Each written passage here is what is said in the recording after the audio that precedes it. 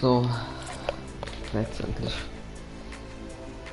Ich wollte eigentlich schon den Stream früher machen, aber mein Internet, GG, komplett lost. So, danke.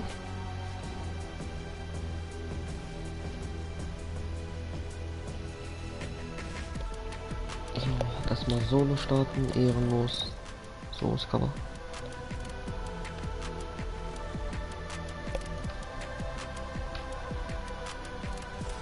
Also falls mein Headset etwas broken ist, dann das tut mir echt leid.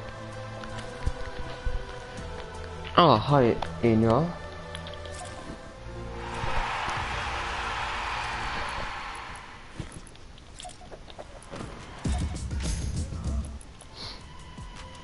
Neuer Shop um 20 Uhr auf Ehre. Ja, das ist der Hintergrund, deswegen World Cup. Hat sich der verändert.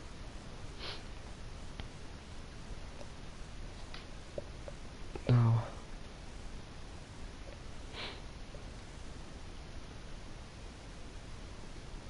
Moment, ich muss kurz noch was einstellen.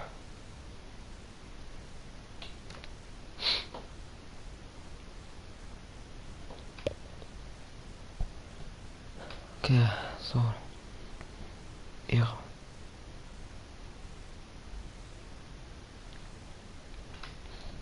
Also falls mein Headset etwas broken ist, tut's mir echt leid. Kann halt nichts dafür. Alles klar, der Bus, hä? Lol, der Bus. Hä? Alles klar, Mann. Der Bus hat sich einfach geändert, wer kennt's nicht.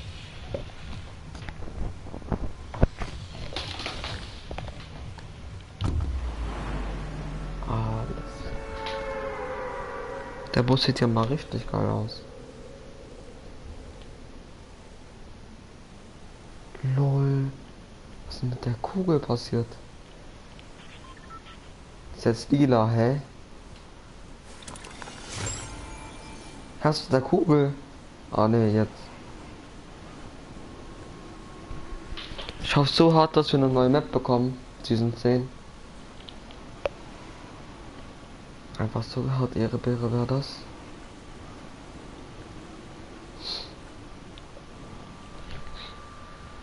Ah. Hi.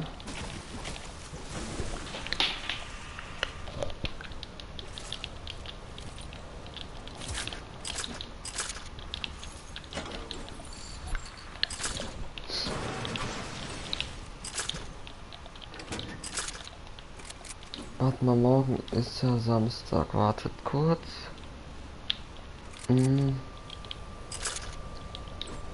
Also schreibt mir auch in den Chat, ob ich auch Streams machen soll, wenn die Teaser rauskommen. Ah, Geschenk. Also falls die Teaser rauskommen, versuche ich dann Stream zu machen, oder? Ah, auch gut.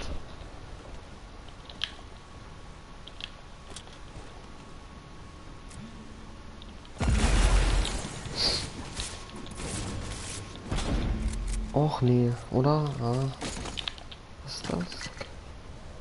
Hä, 4, what? Aber egal, besser ist das.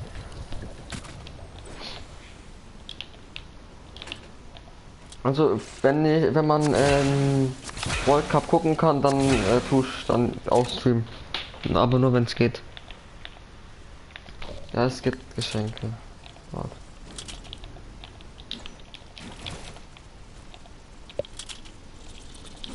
Warte mal kurz. Hier ist ein Gegner, schräg gleich weiter.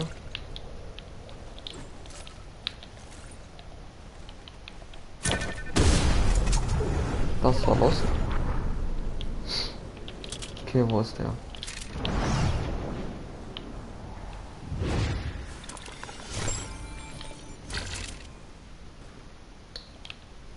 Als ob der kennt. Geht das noch? Oh.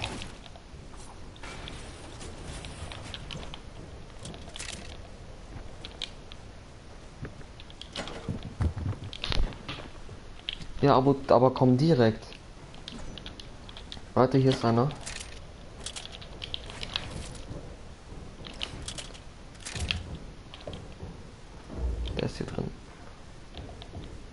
Ist er hier drin?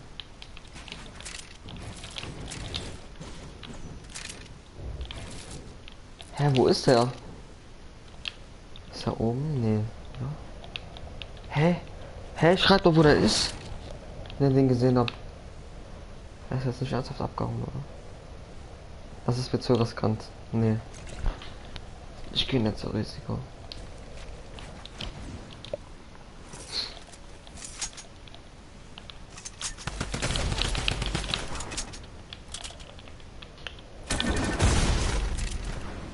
Ha! Danke für Highground, mein Lieber. Ja, ich hab's auch gesehen, ganz oben. Das sind hier aber zwei, ne? Schon mal so. Ja, hier sind zwei. Ich habe keine Mets.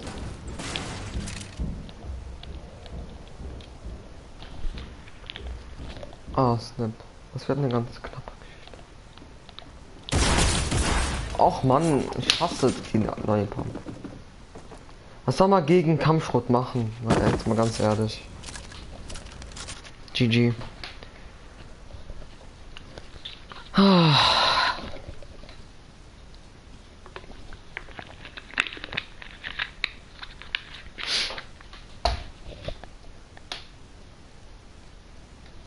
Also wenn wir noch ein neues Live-Event bekommen, ne? Also was heißt ein neues Live-Event? Noch ein Event bekommen zum Abschluss. Das wäre halt so geil, aber das war so unwahrscheinlich, dass wir noch eins bekommen. Und 54 Minuten ist Event, wie heißt das? Hier. Also ich verstehe das irgendwie nicht so. Was kreativ Finals? Na, Finale, nee. Leute, ich bin raus. Was? Ich verstehe das halt so gar nicht mit World Cup kreativ. Hä? Kreativ. Mal guck. Hier steht 2 Stunden 37 Minuten und es ist gerade 17:22 Uhr. Das heißt, um 20 Uhr kommt der neue Shop. Und die Lackierung finde ich so geil. Ja, dankeschön, dass ich zeigen kann. Ehrenlos Aktion. Ja, bekommen wir auch.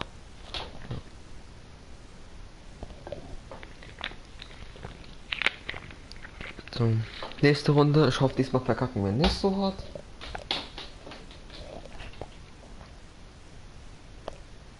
Oh. Ich dachte schon gerade, mein Fortnite ist gefreezed, aber ne.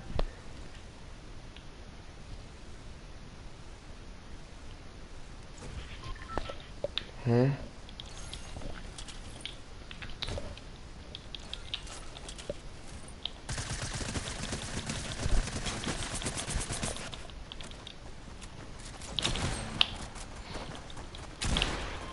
Oh.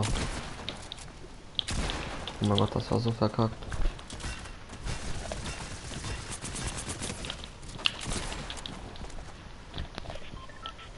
Also Abut, das war's komplett. Also Digga, der Bus schmeckt. Aber ganz lecker. Oh, mein PC hat wieder Gammelqualität. Weißt du schon, dass man diesen 10 Battle Pass verschenken kann? Aha. Torben, du warst lange nicht mehr da und hast lange nicht mehr was geschrieben. Also danke, dass du zurück bist. Schon gedacht. Junge, Emma! Oh mein Gott, oh mein Gott. Nein, nein, nein, nein, nein, nein, nein. Weg da, weg da, weg da, weg da, weg da. Oh mein Gott, wenn wir stehen noch holen, ne? Oh mein Gott, oh mein Gott, oh mein Gott. Oh, das war so knapp.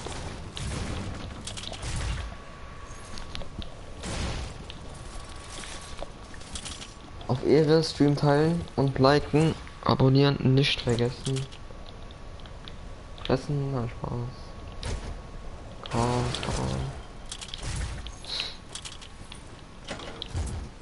Ich hoffe einfach, dass diesen 10 geil wird, weil das ist ja schon wie Fortnite. Was für Fortnite? Wie der Geburtstag hier ist doch gerade von Fortnite und das Season 10 ist ja auch eigentlich schon, was heißt, also in anderen Spielen ist ja zum Beispiel Season 10 auch so Jubiläums-Season oder so. Also müsste eigentlich was Neues kommen. Und mal hier, wie geht's denn so? Schmuck, aber. Ah, danke. Der ist an der Party, aber. Ah, bitte? Ja, hallo. Warte kurz. Sekunde. Ich muss mir was holen. Ich schreibe in Ding Solo, ne? Das ist das. Hör wie bitte? Ich habe in die Beschreibung Solo geschrieben. Jetzt kommst du um, Abut. Ganz schnell zu Team wechseln. Ah ja. Warte mal, wer Apex ist. Karen. Yeah, aber. Oh nein, das war so Ja, die schlecht. kommt. Ja, der kommt jetzt auch. Ah ja, dann änder mal, Bruder. Dann sag einfach du. Warte mal kurz. Wir Ja, kommen ist. heute 8 bis 8 fort. Und dann können wir bis 10 nochmal was anderes machen. Oh nein. Weißt du, was ich meine? Ja. Digga. Viertelton kann man. Nein, Junge. Ach du Scheiße, bin ich lost. Erstmal kurz in den Stream Ich gucken bin und lost. liken, warte. Ich sterbe, Digga. Digga, also was macht der bitte schön?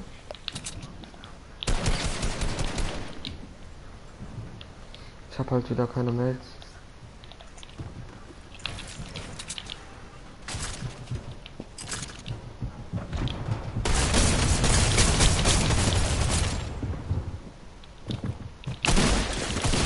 Digga, als ob man ich noch mehr als jeder Dann andere. hast du es aber gegeben. Ja, 26 HP, ich dreh gleich durch. HK. Ah ja. Ich krieg halt auch wieder diese Gammelpump, Mann. Warte mal kurz, please auf mich. Okay, bei mir steht wieder Überprüfung der Warteschlangen des Verkehrs ab. Ich mach Clickbait für Fortnite, Kappa.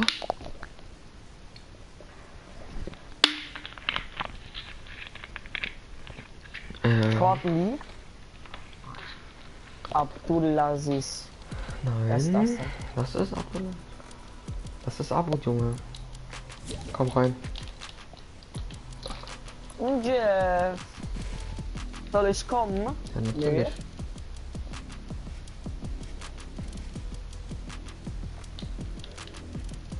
Also die Lackierung, Warte, ich muss naja. Fortnite Neustart, mach keine Runde.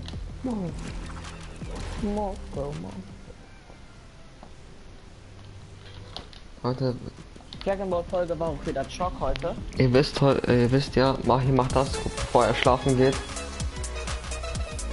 Aber mit diesem Skin, Leute. Mit diesem Skin. Papa? Mit Jeff. Kein Kappa. So, jetzt muss ich noch mal überlegen, ob ich das like. Warte mal kurz. Erstmal gucken. Auch nicht Krabben-Emote, der ist so gay.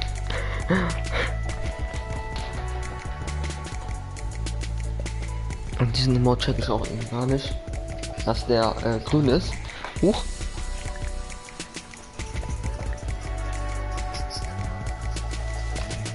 Oder die Emote ist auch wieder so los.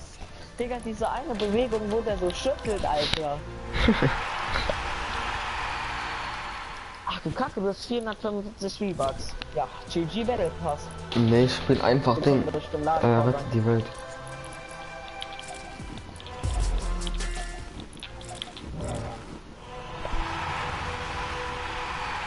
Schmeckt. Schmeckt. Ach, dieser Tanz. Digga, kann ich auch mal bitte reinkommen? Login-Vorgang Call Roy. Schreibt mal in den Chat, wer den Tanz im Shop gesehen hat. Den ich gerade mache. Nee. Warte, ich zeige euch doch mal hier. Ausgefallen. Das ist Schmuck. Hab ausgelöst, aber. Ah, ist halt echt so.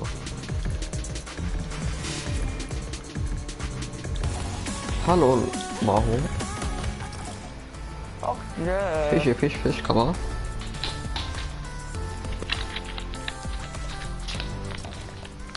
So viel dazu zu Solo. Also schon mal nicht auf den Titel gucken. Alter, diese Takten gespielt habt oder FPS. Mir kann man nicht mal die FPS sehen, ja, Mann. Ich weiß, Ja, nicht ganz, ah, doch schon, aber nicht ganz. dieser Mod auch so was. Digga, ich spiele in Nordamerika Ost. Warum steht das da oben rechts? Ach, das ist eine World Cup. Ach, bin ich schlecht, Junge. Das muss komplett. Wo ist es nochmal? Las Vegas? Ah, nee, New York, ne? Ah ja, Las Vegas wahrscheinlich. Türkei, aber. Das ist Los Angeles, Junge. Direkt das Finale? Nee, ne? Keine Ahnung, check das selbst nicht, da steht kreativ. World Cup kreativ, check das selbst nicht.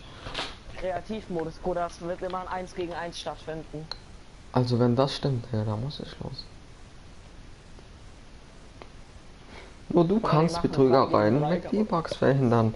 Teile dein Passwort nicht mit jedem Dritten. Ey, Pap. Teil dein Pass. Ha? Weißt du, warum Ausländer schlecht im Fußball sind? Weil sie Magier heißen, aber... Nein, weil sie keinen Pass bekommen. Oh, Alter, Digga, der ist... Okay, das war Ehre so hart genommen. Digga, Junge. What the fuck? Digga, was ist mit dem Boss? Ja, ach nee. Ich zock seit Season 1. Ich zock seit Season 1. So. Dieser Bus ist so los. Bruder, ach du Kacke. Was für World Cup? Die denken auch, ich gehe gleich nach New York, Digga, Bruder. Ja, das ist eigentlich so. Stell mal vor, man... Junge Krankheit.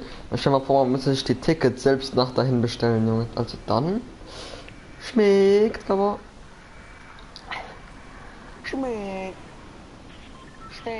Junge, es ist wieder so heiß und es kommen wieder so viele Gegner, Mann. Ganze Horde. Oh mein Gott. Nein, ich bin tot. Ha, nein. Komm runter. Komm zu mir. Digga, was soll ich machen? Digga, Kfz-Mechaniker, aber ganz hart. Digga, dieser Song Goa, Junge, geh mal weg, ja. Ich fühl mich. Ey. Oh mein Gott. Maho. Ganz ruhig. Echt, Digga, also. Schmeckt, aber. Sind da Waffen, was für sind da Waffen? Schmeckt. Nimm erstmal die Piste.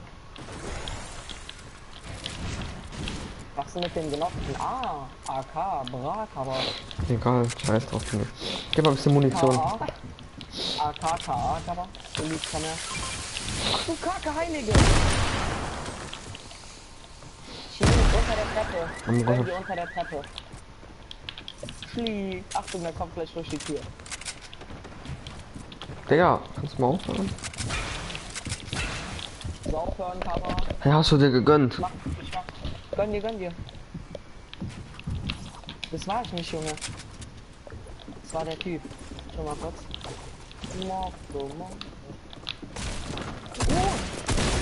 Oh mein Gott, er hat mir Ghost gepusht. Oh mein Gott, das 240er Granaten. Er ist One-Shot. Oh mein Gott. Warte. Rein da. Ah, aber okay. Nein, von hinten. Och Mann, ey, langsam macht's keinen Spaß. Da kommt von oben, ne?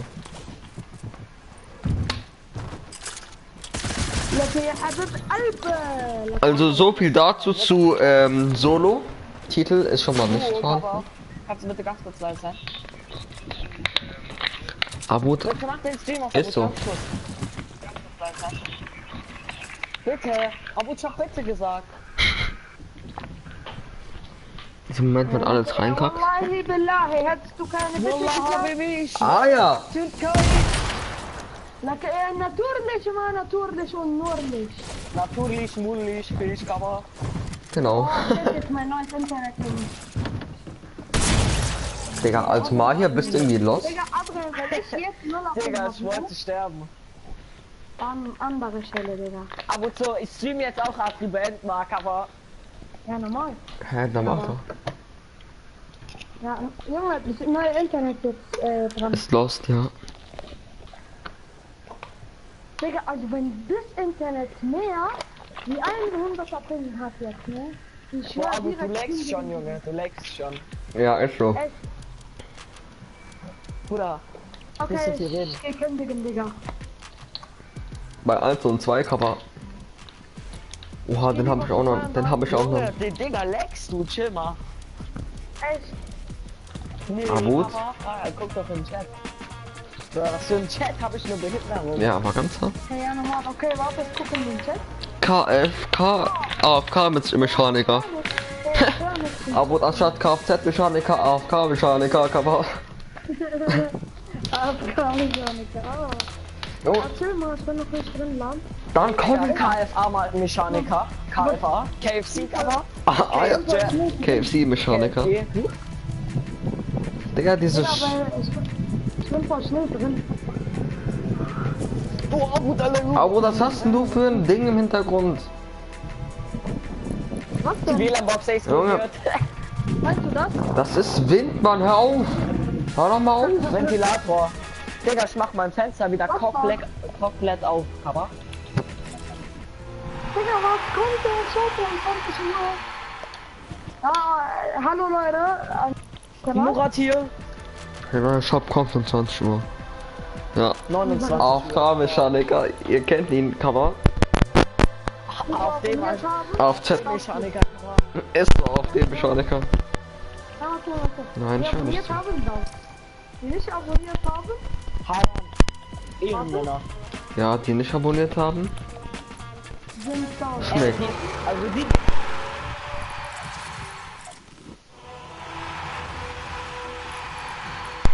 Ja, Lost E-Sports. Die keinen Plan haben. KA. Digga, das ist der älteste Emote, gell, Junge, der ist schon seit Season 1. Cover. Das ist Season 2. Es gab ja noch keine Emotes, Jungs. Lost. Abut macht Auge. Guck mal. Ey, abgecheckt bei Kevin. Oh mein Gott, diesen Emote wollte ich gerade machen. Ja. Ich schwöre es dir. Gesagt doch, Abut macht Auge. Deswegen, oh mein Gott, wir haben einfach den gleichen Emote noch. Digga, ich wollte sagen, Jeff bei Kevin. Ha! Jeff macht Auge. Kevin, ha! Jetzt? Ha! Und dann kommt Adrian. KFA-Mechaniker, Kappa. Dann kommt Kevin. Bla, Kappa. Okay, nicht KFZ. Bobble die Bob Bob, Kappa.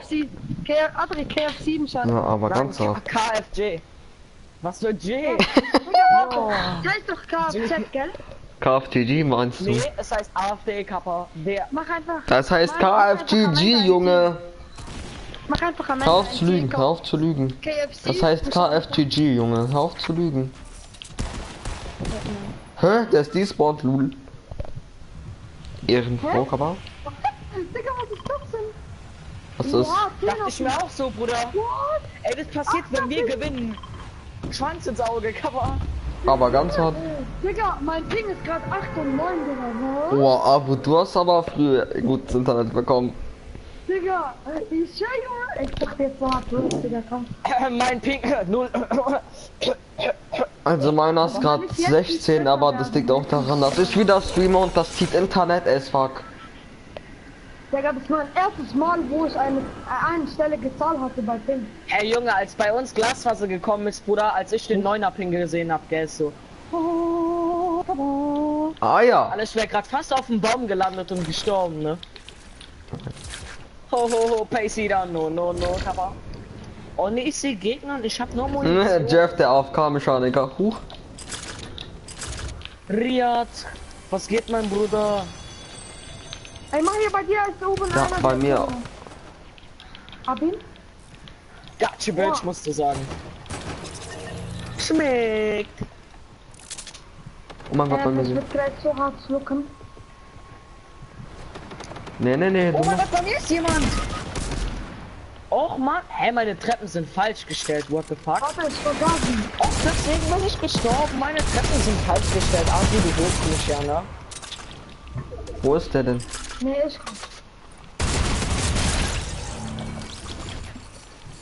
Ich muss Hör kurz auf, du hier. stirbst. Hör auf, du stirbst. Du stirbst. Hör auf. Hä, wieso sind meine Treppen falsch gestellt? Du stirbst, habe ich gesagt. Jawohl, jetzt verpiss dich. Das ist er. Von hinten. Jawohl, gib ihm Süßes. Und jetzt tanz. Tanz. Och, Ja. Mann. Der wird mich noch wählen. Jawohl, Ehrenmann. Nein, hier ist... Ah, das ist der geile Ping. Digga, du wirst jetzt Karma-Schelle. Du wirst Karma-Schelle kassieren. Aber hilf mal. Ey, einer ist One-Shot. Er hat einer. Bruh. Der wird geholt. Ja, den hab ich Headshot Nimm die gegeben mit Pump für mich. Revolver. Nimm die Pump für mich, du kriegst diese Ding andere. Auch die hat Abi schon. Ja, stimmt für dich die alte.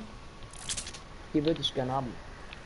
Ja, Digga, Abo passiert gerade auch alles. Er hat mich Oh mein Gott! Oh mein Gott! Du hast ihn gehittet. Ich hab's gesehen.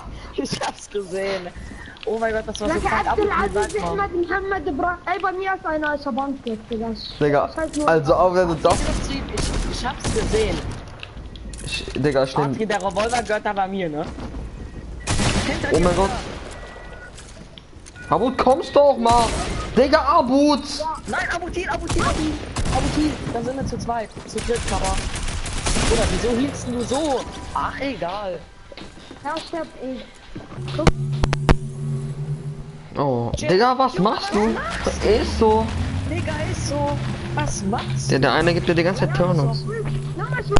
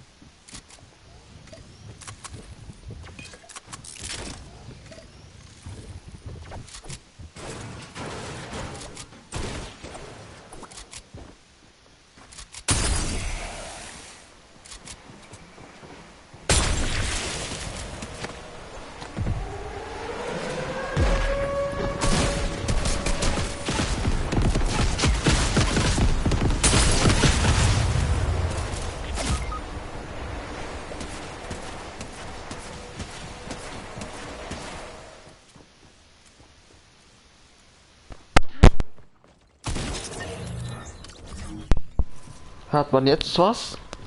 Digga, so schlecht, Mann. Digga, stinkt. Kann jeder auf der Welt werfen. Hallo, hört man was? Ja.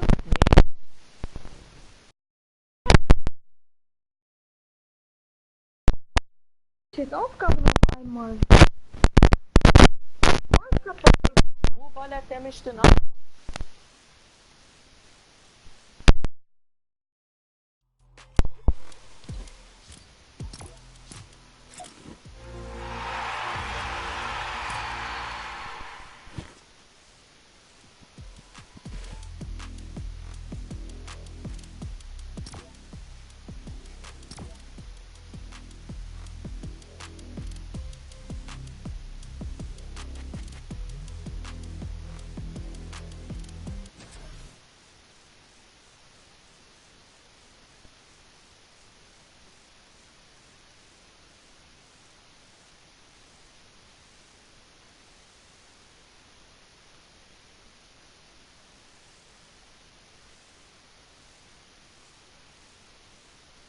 Nie wieder da.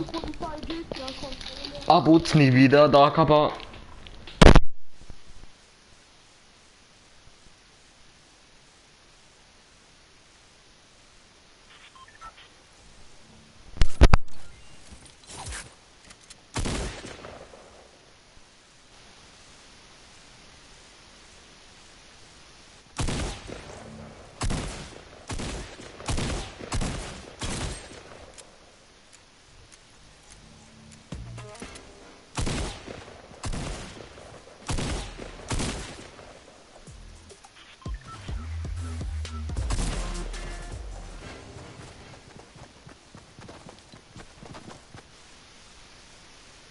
Hallo.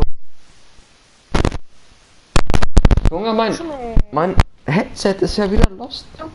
Haram, Haram oder? Lost E-Sports, Mann. Kevin hat letztens gesagt, so.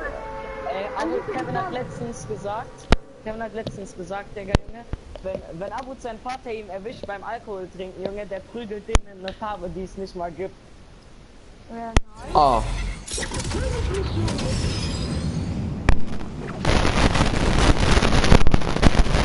Digga, aber was?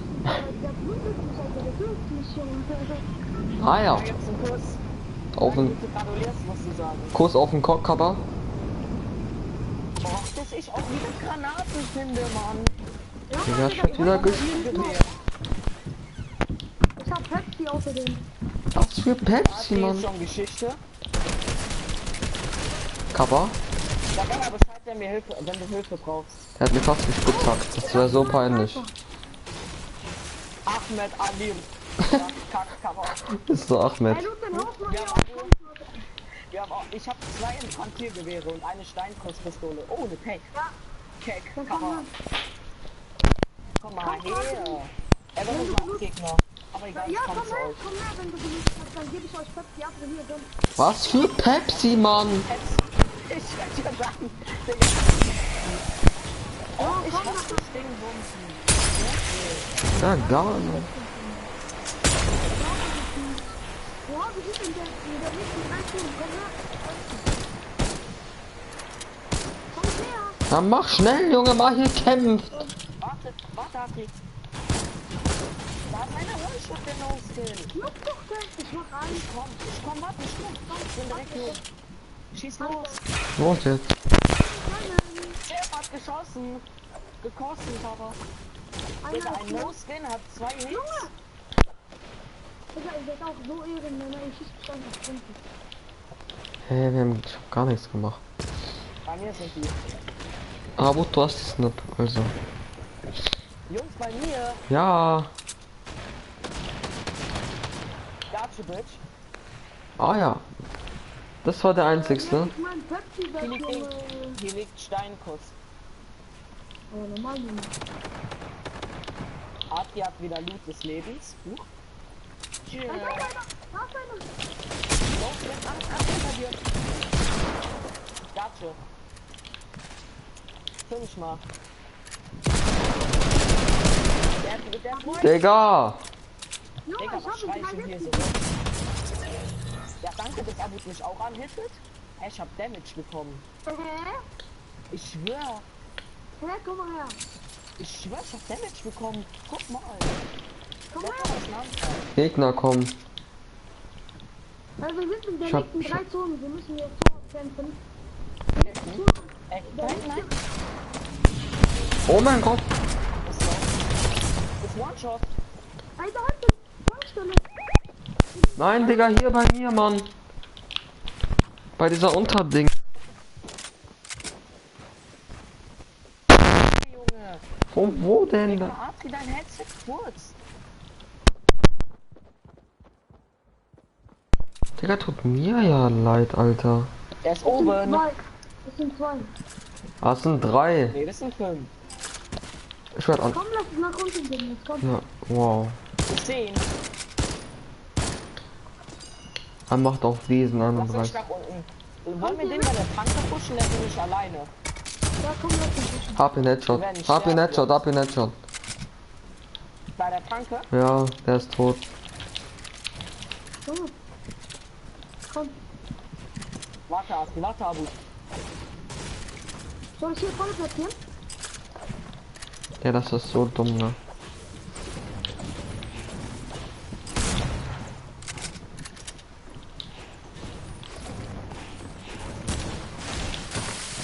Hä? Der dumm.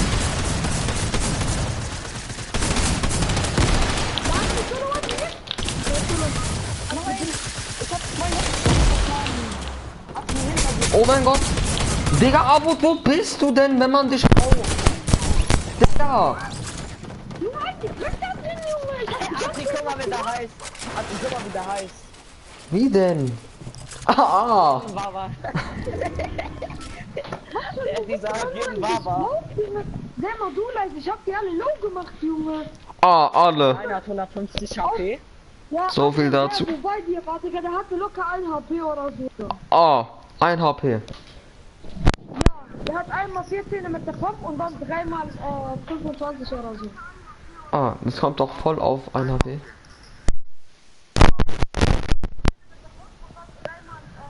Kannst du mal bitte den Stream im Hintergrund ausmachen? Adri hat gerade eben davor im Livestream-Chat A gesagt. Und genau wo der A sagt, sagt Adri nochmal A im gleichen Moment.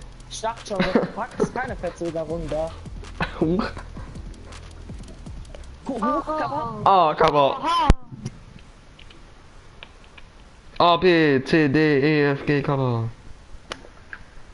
Nee, kein Kappa, sondern kann man eine Synchro. Das heißt kack mal. A wie alles klar. B wie Backfisch. Ah ja. Aha. Es gibt ja immer diesen Typ. Früher gab es einen Typen, der hat immer gesagt Backfisch. Ja, das kenn ich. Kackfisch.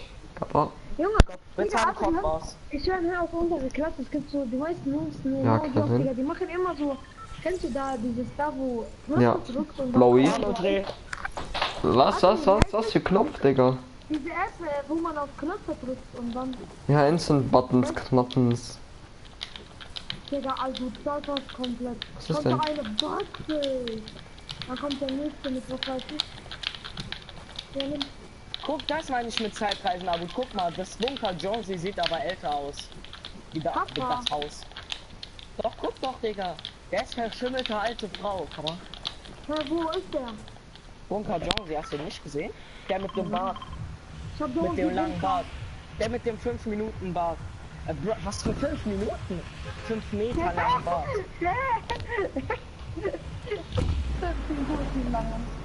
Also meine Edits sind heute Lost Esports. Wer ist Komm, heute Digga, los, wenn- die Sports? Meine Edits. Ja,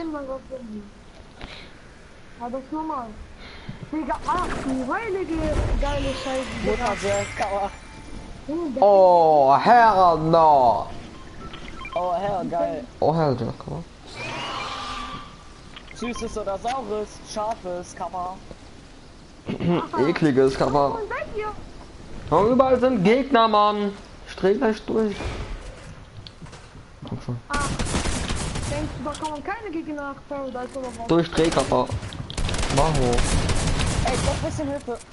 Ich bin's da. Ich bin's da, genau. Oh, Saufkeks. Aber später, wenn du dir Med-Digit. Mach schnell. Medigi. Fit. Wenn nicht, dann mache ich Safety Laser. Girl. Twerk, ja. Wo ist sie? Wow, das kann ich ja falsch haben. Bei mir sind welche. Ah, dann geh doch so nett. Ah, bei uns nicht, Kappa. Komm her. Junge, was für komm her. Zu uns, wir sind schon klar. Oh, ich hab da die letzten. Ehre genommen. Abut und Crack. Hä, als ob nix. Mann, Leute, kommt her. Voll leise von rein. Ah ja. Der ist so low, hab ihn. Von links, Jungs, von links, Digga. Och, Digga. Hört doch mal auf, ausgestorben, Mann. Ich dachte, hab die nicht. Ey, ich hab Zack und die Chaka. Adri, komm. Neues Team, Junge. Ey, bei mir ist links einer. Ehrenlos. Oh mein Gott. Ich krieg nicht Abut. Oh. Abut kommt nicht bauen. Aber kill doch, Junge, das war von woanders. Digga, wenn ich jetzt geklärt wäre, dann hier. Ah ja, Adri, hilf Der kommt. Komm mal mit dem Gott durch.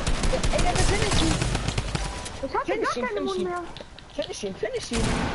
Finish ihn. Digga, von hinten. Ja, finish ihn einfach. Dankeschön. Von hinten, Digga. Das sind Ben und ein Jerome. Alter, wenn Abut jetzt beide geholt. Nein, er ist so One-Shot. 2 HP. Ich hatte keine Posten mehr gehabt.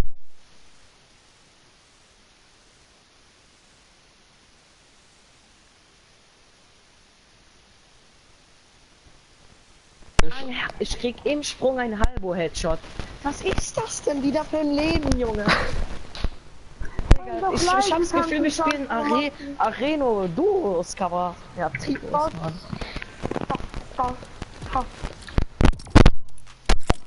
Ich bin's, Tim. Und ich will Die allerechte Königin. Ich mach Standardversion. Ich würde erstmal nichts sagen, mein Lieber. Tut mir leid, wenn ich Snip Headshot bekomme im Sprung. Wer hilft uns die ganze Zeit da drin, ne? Hey, ja, ich mich selbst. Lass mal jetzt Geburtstagsskelett.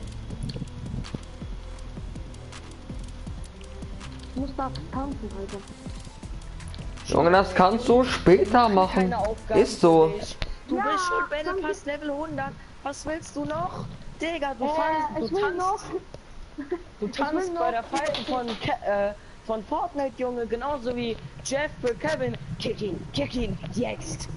Wird gemacht, mein Vater. Was ist das denn wieder hier, Junge? Digga. Aber macht den scheiß Ventilator aus. Okay, ich mach's aus. Wer macht's lauter? Oder Abu, das geht nicht so, das geht so. Ja. Digga, seid ihr behindert oder was, Mann? Junge, aber das ist heiß, Junge. Seid ihr mies geisteskrank? WLAN-Volumen. Das Junge, ist heiß mit halt die WLAN-Volumen. Fresse, Digga, aber deine hier, ich höre mich, dich und mal hier doppelt, Alter. Ja, und jetzt? Ja, was Abri ist jetzt, wie ne? eine Höhle. Digga, man hört den Wind lauter als dich, Mann. Wind. Wind dann halt, Junge. Wind. Dann hörst du mich jetzt so, gell? Ja. Junge, was für Da bekommt man echt Kopfschmerzen. Das heißt Kopfschmerzen. Dass wir gerade auf Ding sind. YouTube. Ah, nee, auf Twitch, Kappa. Aha. Also das war sehr gut gemacht, aber. Oh, ein Lama, Parma. Lass mal Ah, ja. dieses Gebäude. Schmeck. Ich kann das Lama, Jungs. Nein, du kannst dir gar nichts. Das hast du verboten. Nein, hier spricht Jeff. Genau. Hier spricht der Führer. Ja. Auf einmal unser Video wird gesperrt wegen. Du weißt schon. Ich bin Hitler. Junge, tut mir leid, Digga, Mann. Ich hab Jeff Wegen Kevin. Aber. Crack, Cover. Okay, ich bin tot. Wo seid ihr gelandet? Türkei. Ich schwöre, Digga, der eine Krieg ich kommt ein zu bisschen mir Hilfe, und sagt, Jungs? du drückst dann nicht.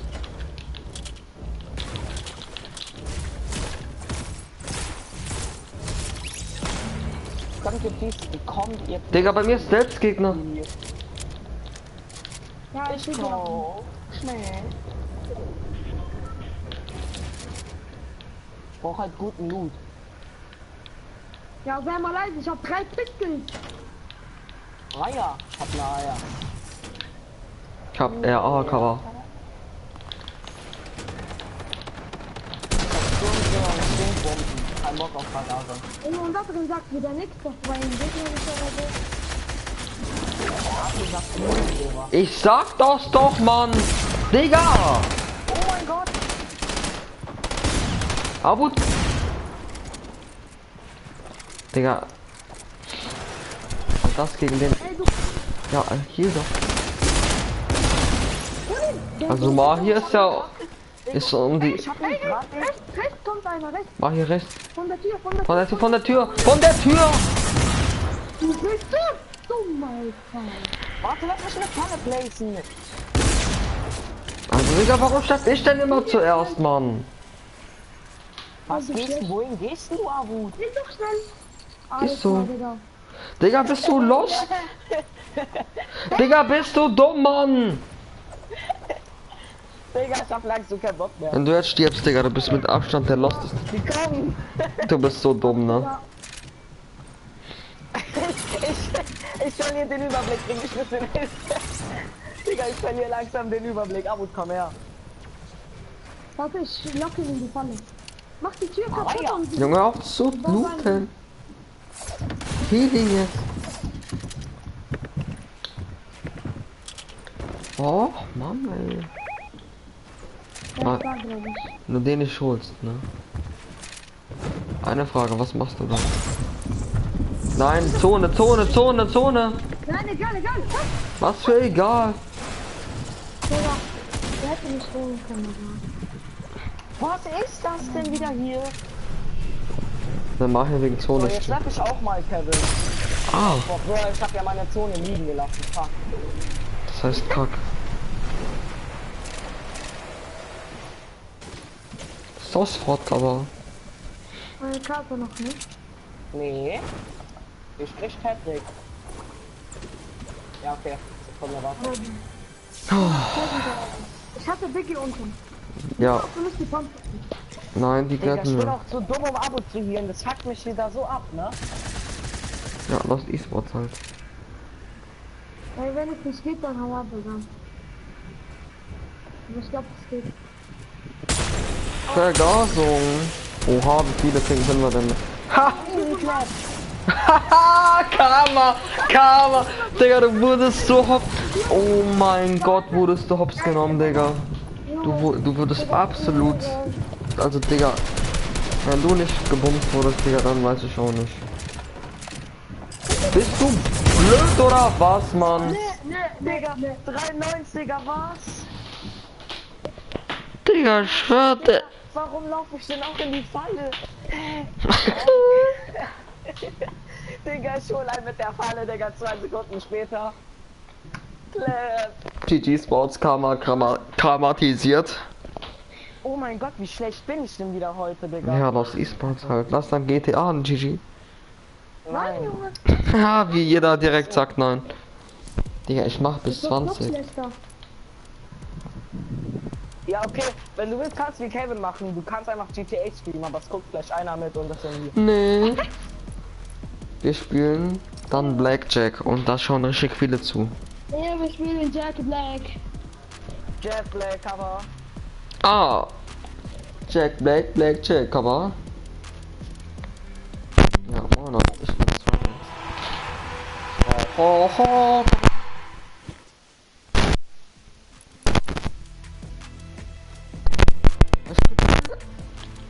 Was gibt gar nichts, Mann.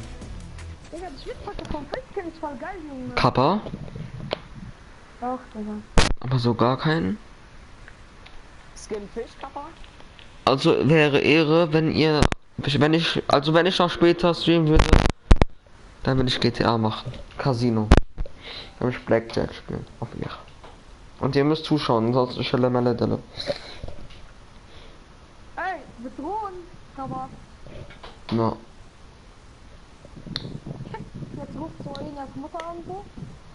Was bedrohst du meine Tochter? Nee, ich mach nur Ansage, Kappa. Scheißegal. Und dann kommt Emilia, ne, Adrian? Hä? Okay, ja, also die Gesichter erzählen wir lieber nicht. Holz, Kack, Kappa. Digga, wenn wir nicht. Geld, Cover.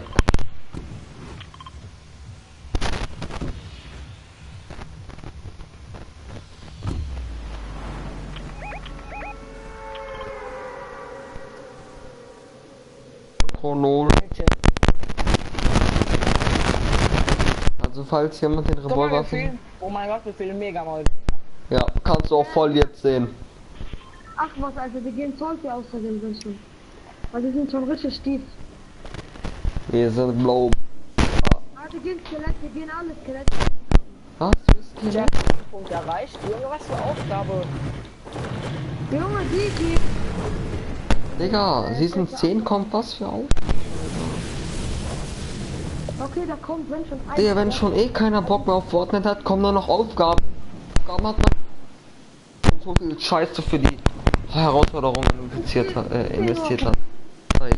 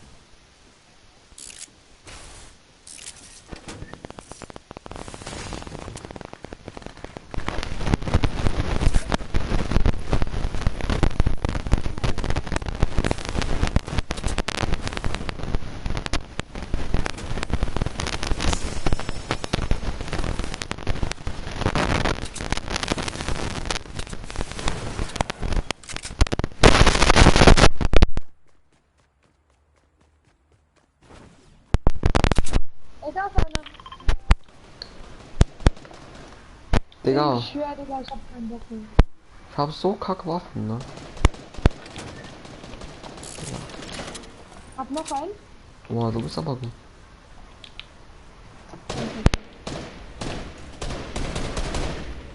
Hab ihn bitte nicht.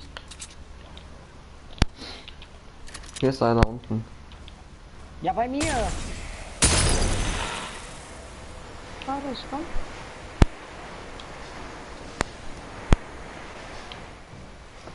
Wo ist der? Sag mir, Kampfrot. Warte. Gotcha, bitch. Hä, was habt ihr gerade Ah ja. gemacht? Ich hab Ding. Ein Pulsgranate. Doch auf, Mann. Die Falle ist kaputt gegangen. Zum Glück habe ich sie geholt. Gut, Ansonsten war deine. Ja, klar. GG-Spot. Frank, Ehre geklappt. Hä, das war nicht das ganze Squad. Da war es nicht. Also ich hab einen geholt. Hier ist ein Gegner immer noch, ne? Also ich Immer hab noch. alle geholt, Kappa. Ja, da hab ich gesehen. GG Pull. Meh. Ah, wo sind die hin? Alter, ich hoffe, Atri, wenn ich du wäre, würde ich hoffen, dass der Livestream-Chat nicht diese Kacke hört, gell, Junge, dass dein Kack-Mikrofon immer das macht. Das ist... doch, das hört man, Digga, locker. ein Schlaganfall, aber sowas von. Ach.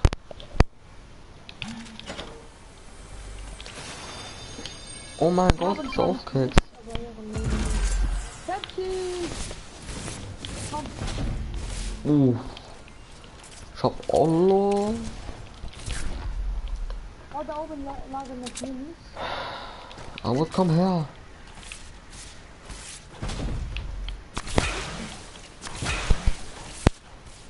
Nee. Nee. Wohin geht's? Da ist ein Mini, ne? Ja, wow. Und Ich hab so verkackt, kackt. Ich hab jetzt schon 6.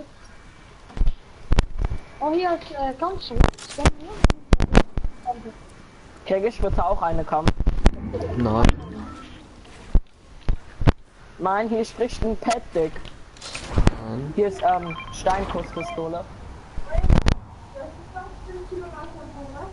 Nein, Mutter Kappa. kommt super Mutter Black, kann man? Nein, Kappa. حاولت تصب هاي مش عم Nein. Nein. Kappa? Abu Taram. Nein, nein, nein. مش نفس الناس اللي قبل. Das ist scheiße, Nein, hier Digga. spricht... Ja. مش متصل عادي بكتب على الكابتن في ثواني مو Nein, nein, nein, nein, nein, يعني nein. Nein. جربت عليه 500 مرة ودقيت عليها.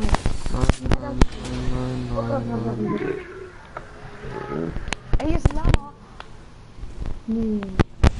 Hier ist ein Lama, Kappa. Bruder, also, jetzt mal im Ernst, okay, jede Sprache ist ja... Och Mann, jede Sprache soll ja so sein, wie sie ist. Aber ich frag mich, was der Typ sich gedacht hat, Digga. Der Typ, der Arabisch und Irak, also, was spricht man, der Assyrisch. Arabisch erfunden hat. Wie der wohl auf die Sprache gekommen ist, ne? Entweder, hier sind Minis, entweder hatte sein Kind AIDS und hat so gesagt. لا ما بتركب الصفة يا بدي تحكي. Sechti, Cover. Sechti. Sachte mein Sohn. Nimmt jemand die Knies mit? Ah, nee. تصفى لازم يكون فهمت. Nein. Hier ist Patrick. Ferry Hortz. قلت لي ابوي حتى جبت امي وابويا وجربتهم معاهم هذا المرة. Kennt ihr nicht? Lost GG-Spot. Schmeckt, Cover.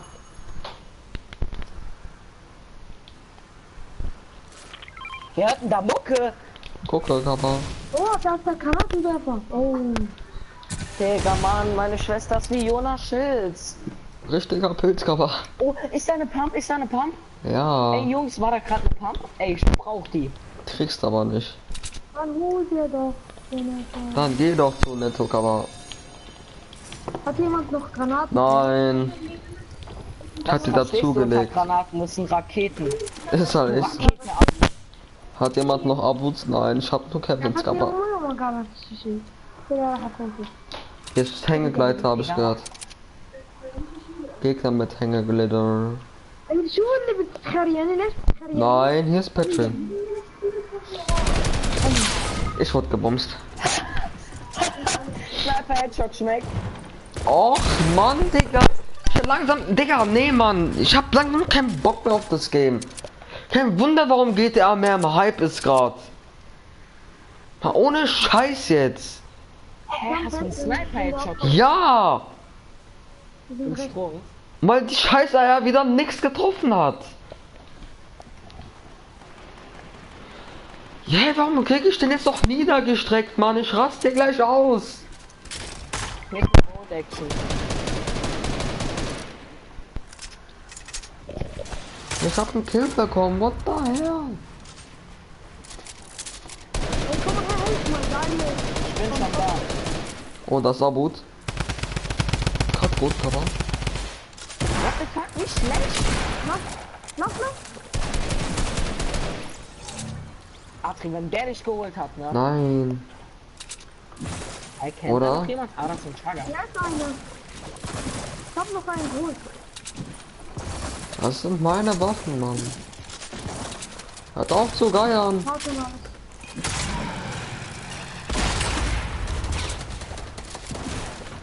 Wo ist der? Da hinten bei Ah, ich B. seh's. Ist der hat nur weißes Leben.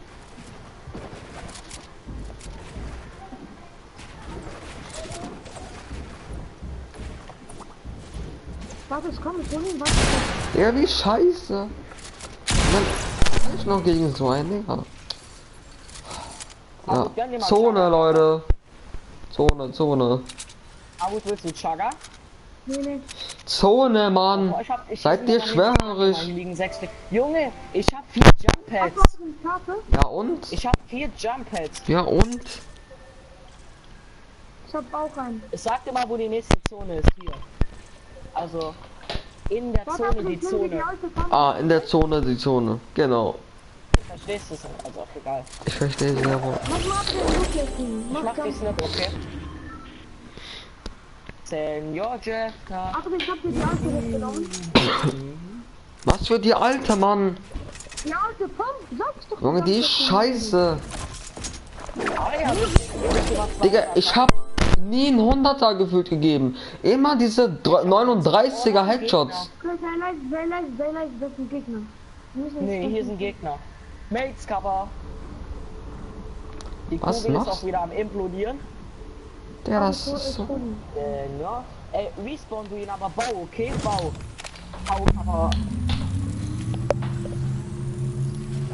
Sagte bau. Was aber. für die alte, Ja, Junge. Pump, gut und Pump. Ich brauch Mats. Und Heal. Ey, ich hab 900, 700. Ja, dann gib mal direkt.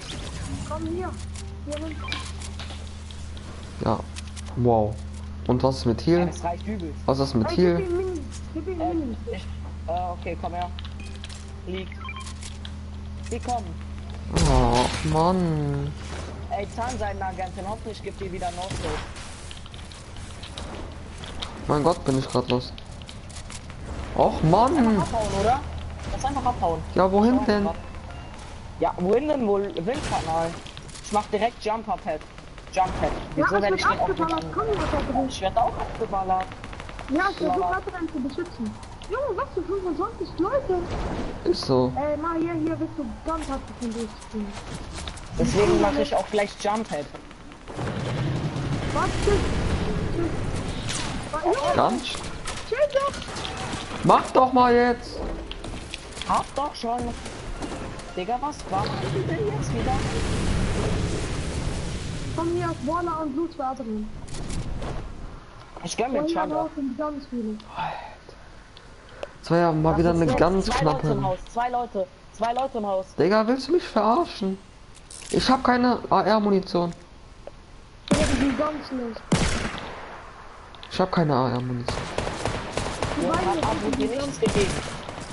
Oh mein Gott, einer hat 40 HP.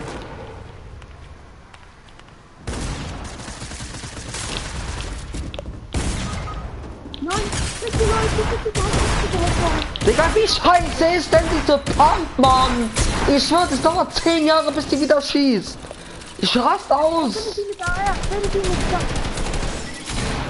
Wie lange dauert das dann, bis die wieder schießt? Sei leise. Sei leise. Ey, Digga, ohne Scheiß, One-Shot, Digga. chill mal kurz.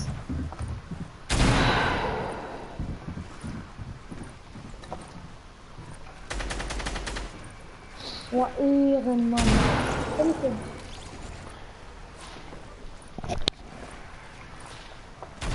Warum werde ich hier gesniped? Oh, Hilabri. Ja, moin Leute, Trimax hier noch. Hallo. Junge, ich Digga, hab wo auch bist einmal- denn du? Unter dir bist du blind? Ja, aber warum bleibst du nicht oben? Oh, Herr, no, weil jemand da gesniped hat. Adrian, da ist so viel Loot. Ich schwör, die Pump, die gehört mir. Ich hasse diese Loot, das ist Pump. mehr als viel Loot. Ich geb dir direkt Minis. Warte, chill, ganz ruhig, ganz ruhig. Wir müssen alles ganz ruhig angehen. Komm her, Abdi, komm her. Hier liegt hinter dir liegen. Hier liegen Minis. Ey, Maria, bitte geh mal zu meinem Loot. Ich brauch AR, ich brauch AR. Hä? Ja, bitte. Ich brauch AR, Da Junge. unter dir. Ja. Digga, mach die Sniper weg, oder? Die ist unnötig. Oh, scheiße. Ey, mach Jumpers und geh zur Zone. Adrian, geh zu Mahi. Mach doch Jumphead. Ja, komm. Sekunde. Digga, Mahi, Komm ja. her. Jetzt? Komm her. Ich muss hier placen, warte. Mach schon. Mann, ich wollte noch looten, aber scheiß drauf. Ich will sie immer in der Luft anballern müssen. Ich würde den Ja, das ist ja wie Arena. Junge, 14 Leute leben, Alter, was heißt das? Oh mein Digga, Gott! Mahi, chill dein Leben, Digga, da willst du den Sniper, Alter. Wer die No-Scoren, Alter. Ein, der hat 70er Hit. Ey, von rechts. Junge, Sandwich. Ist das die Arena? Ist das Arena, Mann? Junge, ach du Scheiße, Mann. Junge. Mahi, mach Annäherung. Ich glaub dir. Annäherung, ah ja. Ja, Nein! Digga. Ich hab so hart gesagt, aber du hörst nicht zu. Digga. Mann. Guck, wie alle dich einstellen, Junge. Ist das Arena oder was? Ich kann wieder AIDS kriegen, Mann.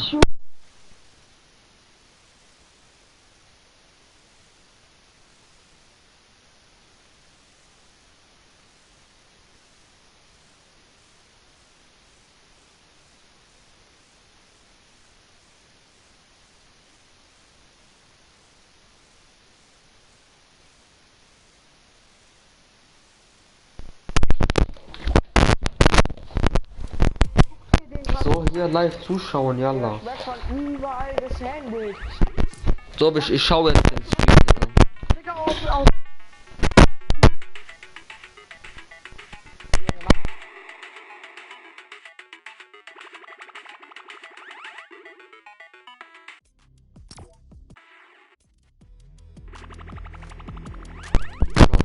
Ciao.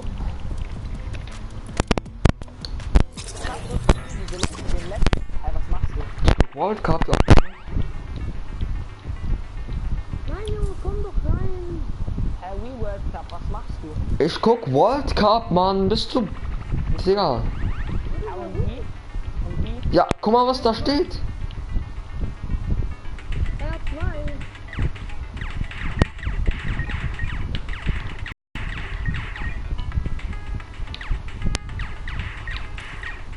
Was ist das Highscore? Ah, was ist das? Hey, spielst du auch so ein Minispiel? Ja. Was ist das? Meiner... Spiel ich Minispiel. Digga, mein Stream lädt auch nicht. Fortnite, New City. Ja. Oh mein Gott. Ich guck nicht, Mann. Bei mir lädt immer noch. Oh mein Gott, das ist voll geil, Junge. Oh. Wie einer kauft sich den Vogelfutter und dann bezahlt er mit Lieber. Digga, ich will nicht dieses Spiel spielen. Oh, du gerade zum Farbenbombaren. Der bezahlt, Digga, der will so Milchshake kochen. Oh, holen wir die Gerechtigkeit, halt. Fangweise. Digga. Das ist voll scheiße, lass du Oh, es. die Bananenskin. Hallo? Ah ja. Digga, das ist anders geil, Digga. Aber ich hab gerade der Bananenskin zu. Ja. Ah ja. Was kennst du?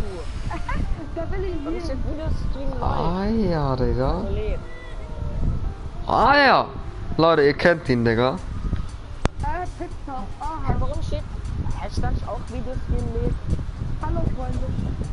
Ja, moin, Digga. Was ist man tippen? New York. Hä, ist das nicht Los Angeles? Hä, Dauntless ist das gewesen. So, das andere Game. Das ist Dauntless. VPX. Das ist Dauntless, Digga. Dauntless, aber. VPX. Jetzt bei VPX Black Screen. Schelle, Melle, Delle.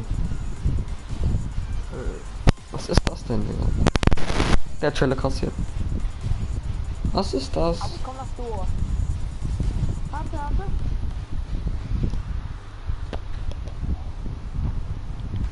Ah ja. Schau da. Hey, im Digga, ersten Junge, 9 Minuten. sag mal, warum streamst du? Oh mein Gott. Jetzt mal im Wie geil. Ernst. Wie geil ist die Halle ab? Guck mal. He's taking the closer route. They're gonna win the game. This is it, and they pick it up. Gewonnen. Sehr cool ab. Hä, was ist das, Digga? Alter, oder spielt nicht Solo? Ja, dann spiel doch Solo.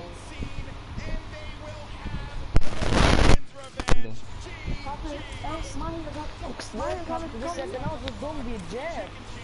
Junge. Ja, Der wurde hops genommen. Junge. Wenn die Leute Fortnite World Cup gucken können, Digga, was ist jetzt Fortnite, Fortnite Streams auf YouTube. Digga. Internet.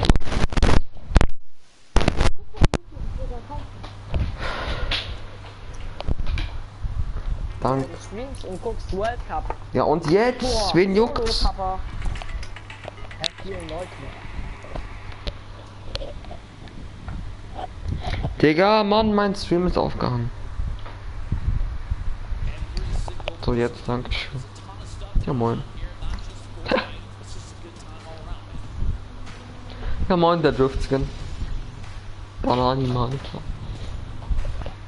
Guck jetzt auf YouTube, Alter. Es beginnt in 10 Minuten, also von daher. Ja, in 7 Minuten 40. Ja, moin, er nimmt den. Hibbidi, hobbidi. Was macht der, Digga? Digga, aber Farbenbombaren, Horry.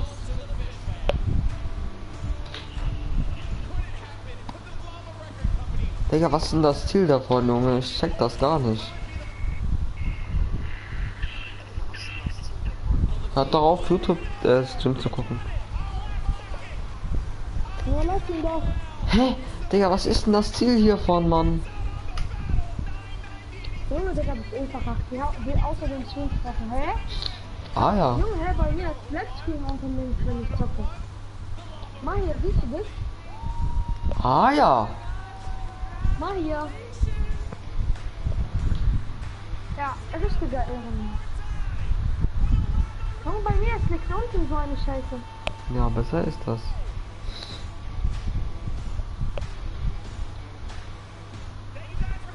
Digga, du gehst nicht an. Aber du bleibst ja lieber bei uns. Weiß nicht, ich kann auch belegen. Also das. Ja. Ja, ich weiß nicht, Junge.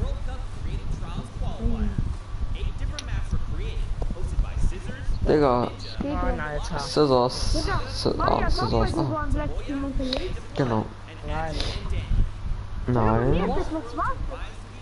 Hä, soll ich dir sagen, du musst Optionen und dann Ah ja. Video beenden, glaube ich. Ach so, da.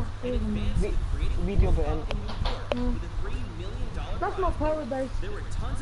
Paradiese der Palmen, Kappa. Genau. Paradiese oder Palmen auf Schloss. Die Pumpe gehört mir. Ah ja. Auch das Ja, ist was keine will Ball? Farm. Also du kommst nicht auf. Ja, bei mir ist eine.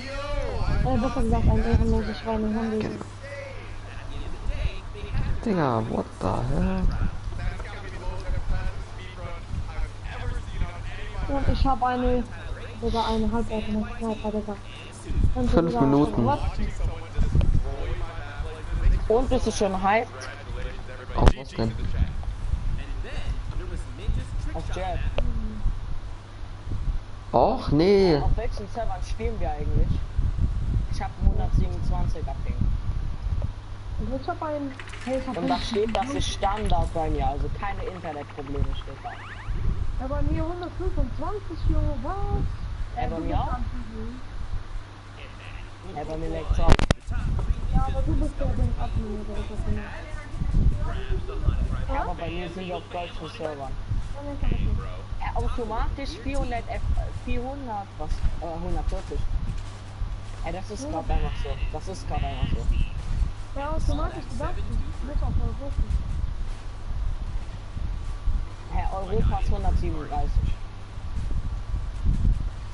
Herr automatisch wird das Beste für dich ausgesucht. Das ist immer Europa. Macht also keine. Warum leckt es denn gerade so? WM. So this shortcut right here Ah ja. was put in, and we didn't think anyone was gonna find it, but you guys found it within 3 days.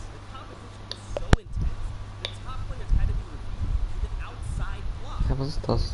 Ah. Ich habe einen Handy. Digga, ich hab I really want to thank everybody out there for participating. This was really fun watching all the runs come through. It was just really awesome to see. 50. 3 Minuten 50, dann geht's World Cup los. Ja? 3 Minuten 50. Schmeckt. Willst du Shotgun? Ich will irgendetwas. Hier, gönn dir. Kannst haben. Hä, warum leckt's? So, Chloroform.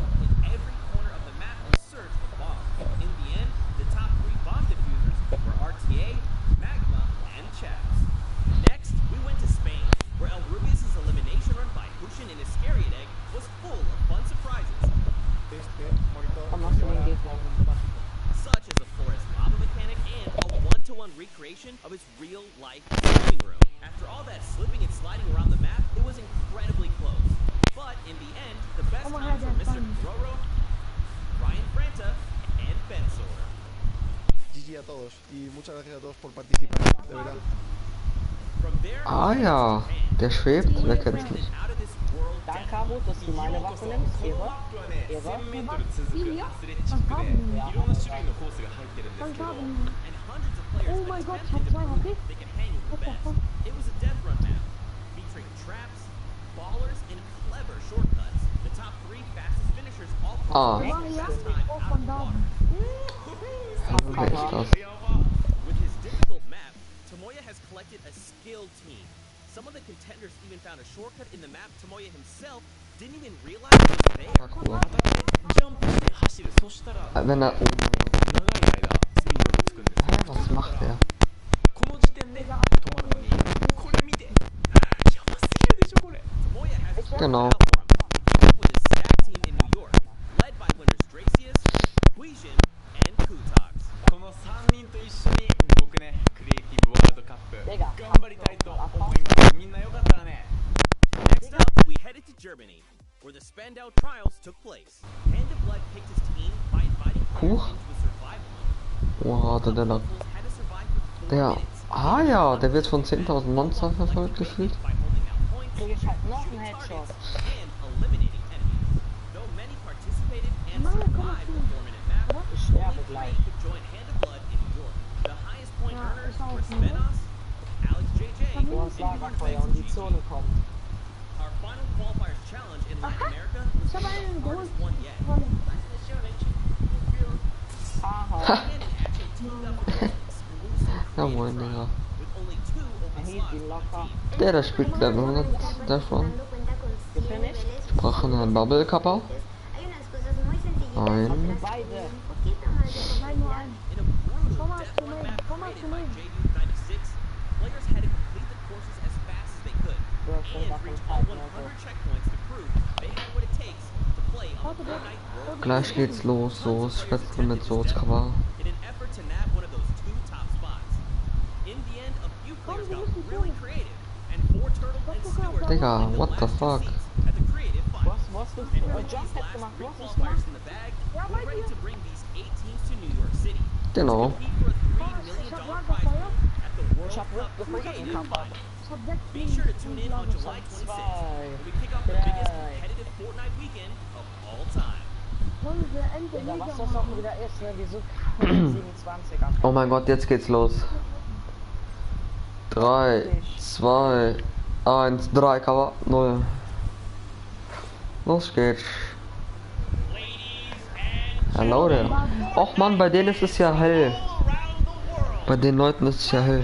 To the Fortnite World Cup Finals.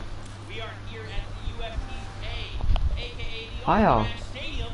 I'm Steve. Yes, This is thank you. Bala, and we have an incredible Fortnite Komm, weekend. lass Hier Spaß ist Trinkgeld, Kappa. We're hanging out outside at the fan festival. We're having a blast. Komm, And inside of the ich Arthur laden Ashe den. Stadium, we're gonna have Warum some of the lädt most es? awesome Fortnite action Digga, all 131er weekend, Ping, was starting ist das with the denn? Creative World Cup Finals. Right. Let's take a look at the schedule a little bit brief about what we're going to Warte, take a wir? look at all these. Today it's all about Hä? Handy ist ne? Och Mann, was ist denn jetzt los?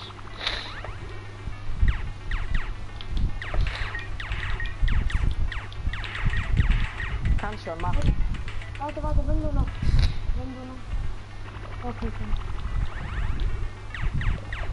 Sorry für die Unterbrechung. Hast du Granaten da?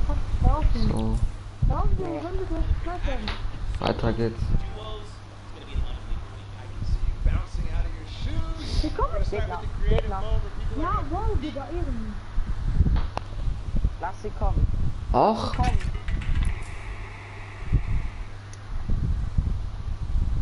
If you've been watching on Qualifier long, you know there's been 10 weeks of Battle Royale. ah ja. Creative qualifiers. Digga, der eine ist so 18 low. Ich glaub captains sogar have put beide. together a team of fantastic creative individuals that will be coming through and competing and participating. Ja, geht's heute nochmal los oder? I think it's time. I think it's time to introduce the teams. What do you think? Let's do it. Let's do it, Bala. We have teams getting ready. Ah, ja. Walking in. You can see the first view right now. It is the Funky Fighters. They are led by Tamoya. Team members are Kotu, Hayuzi, and Drakius. Now, Tamoya had built this unbelievable speedrun map. It was absolutely insane. And all 3 of these qualifiers actually found a shortcut in the map that Tamoya himself didn't even know existed. And that's how they snagged the 3 spots. Eine Pumpe. Nimm mal den Kampf, ja. So, jetzt besser. Of the creative mode, sharing a tons of maps with the community, so he's a creator himself. And then Haizui, he's from Turkey. All of our teams almost are multinational. This player from Turkey, and then Tracy is finally the Swedish player who completed the map in 3 minutes and 28 seconds. That was the fastest time out of Funky Fighters. Absolutely insane. Funny enough, we actually got to catch up with Kotu and hear what he had to say about the competition.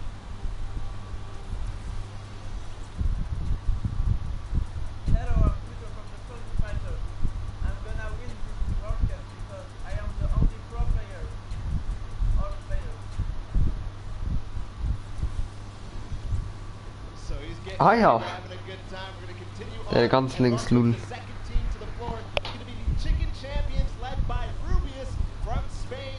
They competed as we Genau. see them now on the floor. An elimination run created by Who's HN and xKryptx. The map was another one of these elimination runs where we actually created Rubius's room inside. But Rubius, the player from Spain, he held a ton of awesome live streams that broke records. Ah ja. That's right. Teammates are Bensor, Karoro, and Ryan Brenton. Of course, Bensor is from Norway. He's looking forward to playing here in front of this live audience. Was ist denn jetzt los? Karoro as well from Spain. He's only one of 2 controller players that are actually participating in the scrum, so that's a pretty cool fact.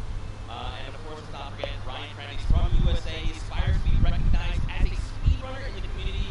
You'll love to see it. And also currently in college, enrolled in Michigan. So that's awesome as well. A student doing his homework. Let's see if these teams did their homework ahead of the competition. Bensor, what did he say ahead?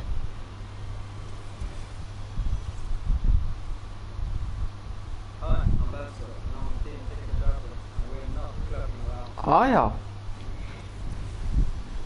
I mean, imagine if you Och you're nee. ready to compete, you're ready to compete. Now, of course, we have 4 teams to take a look at. Let's head on over to the Fishman. They are led by legendary community and death Ist das runner Ninja? Scissors. Oh You've nee. got Tyler, you've got Zen, and you've got Suzu up on that team. And I mean, honestly, this team is pretty dang good. Yeah, absolutely. Led by Scissors, one of the creators of the kind of game mode we did. The creative mode, the death runs. We'll see what they're going to be competing later on. But Scissors. Ah ja, der fühlt sich richtig, Leute. Ihr kennt den. So I can't wait to see what kind of chemistry the Fishman has put together with the rest of their teammates. Yeah, and actually, what's Scissors, ah. Scheren, wer kennt's nicht? Sid from the USA, Tyler from Canada, Zan from Denmark, and Suzu from Belgium. And funny enough, we actually had a moment to catch up with Tyler, get his thoughts on the competition.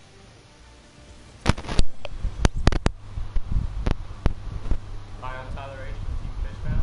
My group of players were the first people to qualify for the Creative World Cup, and we got the godfather of Nein. himself, Scissors, on our team, so we're definitely going to take this on. There's no competition for us. Ah. Some strong words, some Ah, confidence coming Waffel. out there. Kann man. So we're going to continue on, and Brockham, they're on the floor right now. They're serving it up. It's time for the trick shotters of the Little Whip Warriors, led by Ninja. team captain Ninja. And they Aha. competed on a trick shot map, one of the most unique out of all of them. And they're whipping it up, Z.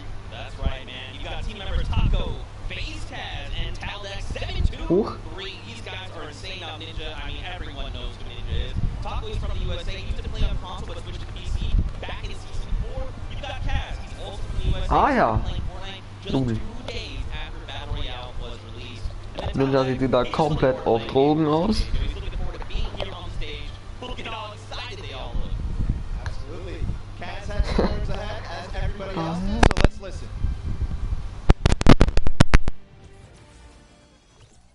My name's Kaz from Team Little Whip Warriors, and we're the most skilled, the most creative, and honestly, we're just the best. Well, there you go. Again, just, you know, when you're ready and you're skilled, you just kind of just, hey, it's fine, we'll be here, no problem. Next up, though, we've got the Ravens Revenge. This team is led by Gotaga. I mean, obviously, you guys know this band is the French monster. Teammates Magma, Artier, and Chappie. Gotaga, who made the map, we talked about it. He actually has played in a number of different things, and we just saw Ninja. He actually once lost 19,000 in a rock, paper, scissors game against Ninja. That is an unbelievable sum of money. I mean, sometimes these things happen. It's during a charity stream, so, you know. Yeah, it's all for charity. That's what this is all about at the end of the day. A little fun fact as well, Gotaga's his trick and creative map was actually called Elixir City. We kind of talked about that a little bit before the pre-show. We're like, that is a dope name. But, you know, we've been hearing from the players. Next up, we're going to take a listen into Magma and hear what he has to say about being here today. I'm Magma and my team, Ravens Revenge, is going to be really good in the World Cup, and we're going to smash the rest of the competition because we have the Battle Royale skills, building, death run, we have them. Awesome. We're going to continue forward because we still have a couple more teams. The Llama Record Company is next, and this has some familiar names for the Fortnite scene. Led by Hand of Blood from Germany, they competed on Ja, a moin. 4-minute apocalyptic map where they had to survive, so not really a surprise to see Spenos, Artifacts, and Alex JJ Moin. there because they're Wer kennt's nicht? of the Battle Royale format. That's right, and these guys have been competing, you know, since Summer Skirmish and beyond. These guys are amazing. Spenos has amazing shoot collection. You've got Alex JJ from the UK.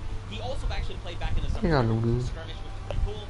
Artifacts out from Italy. And the favorite thing about creative mode is that you can pretty much build completely new custom game modes. You like to see it, man. That's ridiculous. And funny you mentioned that about shoes from Spenos because when I met him in Poland, he actually was wearing these gold shoes. So we'll see it maybe if you can pick up something gold later. But again, no surprise that this team qualified in the survival map. We're going to see if they were spinning any plans up ahead of the game. Let's find out. Hi, this is Svenos. I played for DJ Llamas. We're going to win this one because we have 3 pros on our team and a German that is very intense and aggressive for his fun down. And of course, if you watched during the summer block party, you know Sundown had the tongue twister of a name, and they gave it to me this time. The Sunshine Soldiers. Didn't mess it up. Let's go. That's how we do it here. You've got cool team leaders, Daniel and Christian from Brazil and Mexico, respectively. Their team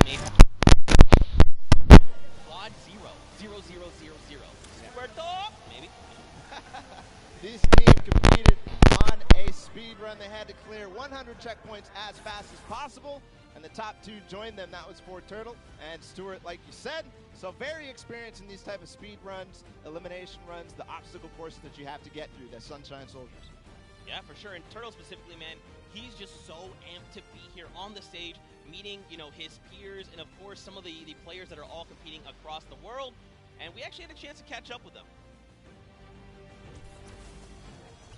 Hi, I'm Fortnite, and the Sunshine Soldiers are going to win because we have 2 captains, so it's twice as good. Twice as good. Twice as good. We got one more team to join us on the floor. It's my personal favorite team moniker. It's the Loxland's Cuddle Crew, and he's joined by 3 players, MSYB, xKryptx, and Sandy from Slovenia. Lucky's Landing was one of the second maps introduced, the creative trials, and it was a beautiful map. Yeah, man. Lachlan, had Lucky's Landing up for grabs and up for the test of all the players. You can see they've got the matching team jerseys.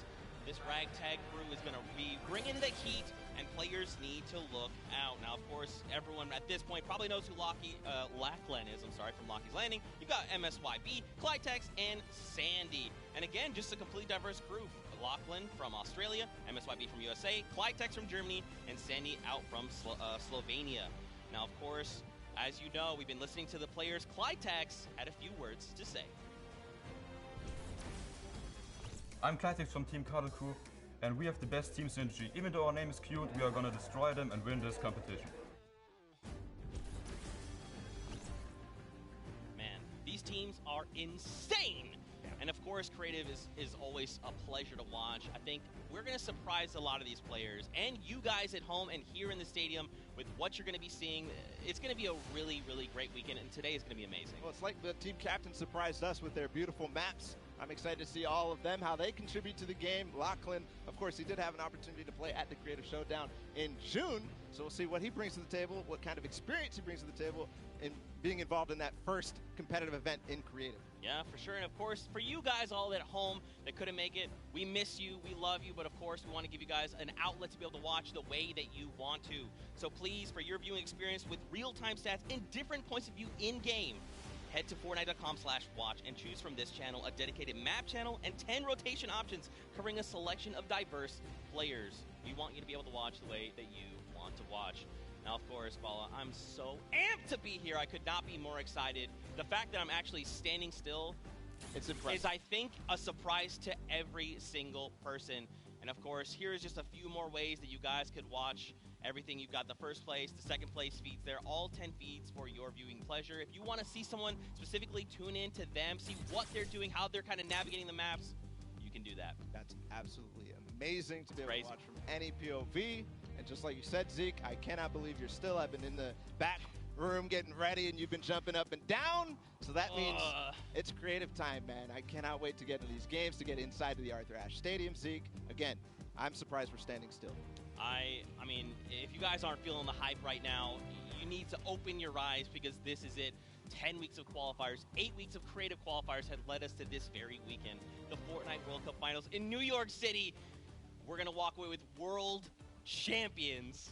Yeah. I'm so excited. I could not be happier right now. And not only that, we are outside at the Fan Festival having a blast. Everybody's doing all sorts of fun activities. All the people are getting inside, starting to get ready for the show, get in the bleachers, start watching some creative action, and then later, of course, the Pro-Am. It's a blast. Make sure you're coming down here and joining us. Yeah, for sure, man. Now, funny enough, we actually have Pookie, who is standing by. She is chilling with the leader of the Funky Fighters. That is Tamoya, so let's send it over to her for an interview. Thank you so much, Zeke. I am here with Tamoya of the Funky Fighters. It is so exciting to have you here competing in the Creative Fortnite World Cup. How have you been preparing for today? I just practiced with my team yesterday, and things went pretty good. And we didn't have as much time as I thought we would do, but we played really good, so I'm pretty excited. Yeah. That's awesome. Team synergy is definitely important. Now, do you know any of the other competitors that are going to be here today that you'll be facing? Do you have your eye on anybody? The Death Run map, I think, is going to be the most competitive. So, yeah, I'm excited to do the Death Run map, yeah. So, I mean, Scissors is very well known for his death runs. Do you think you'll have any competition with him? Yeah, I think it's going to be really hard beating him, but my map was also a death run, so I think my teammates have a good chance. Well, I wish you the best of luck. Thank you so much for taking the time to speak with me. Zeke and Bala, back to you guys. Oh man, the hype is building. Now guys, the show is getting ready to start, but there it is. You've got the 32 players, 19 countries represented across 8 different teams. The Fortnite World Cup Creative Finals are about to begin. You ready? I am ready, Zeke. I'm ready to run inside, so without further ado, let's send it inside to kick things off.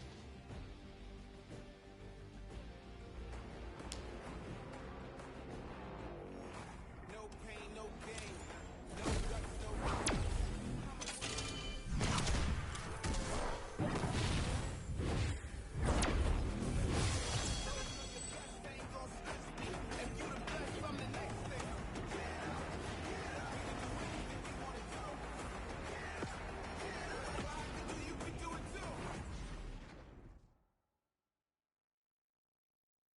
Ladies and gentlemen, what's going on?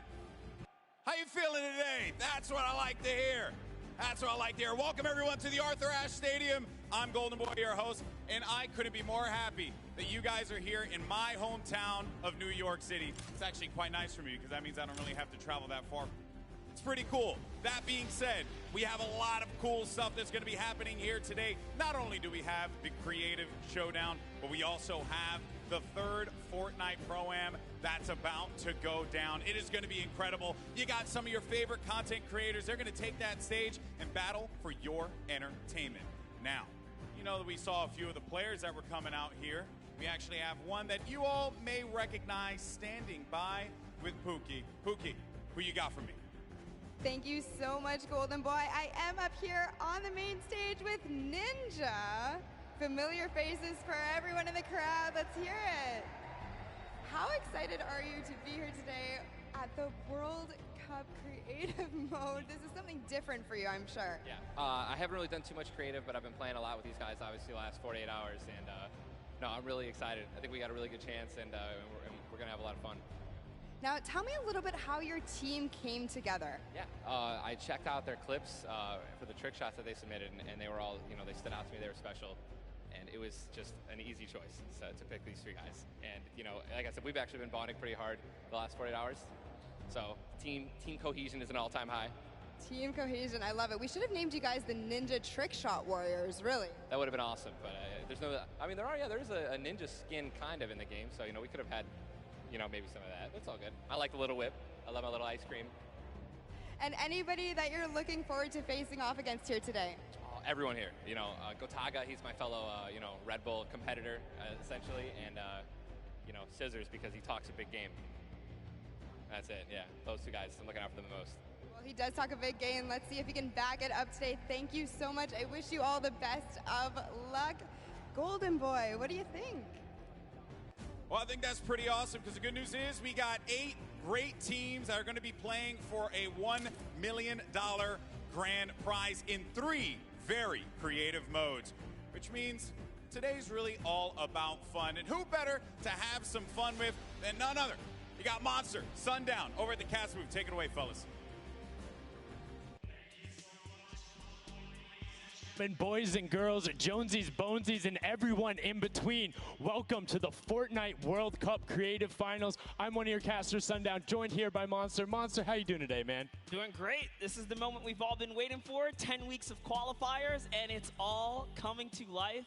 And this is what we're here for. Yes, after the 8 trials, now what you'll be seeing on the stage will be 4 sets of 3 matches in 2 never-before-seen maps, and a little refresher coming from the Creative Showdown there with Sky Station Showdown. It's going to be incredible. That's right. So you guys have seen the Sky Station before. Lucky for them, they get to kind of come in here, prepare, kind of prepped up.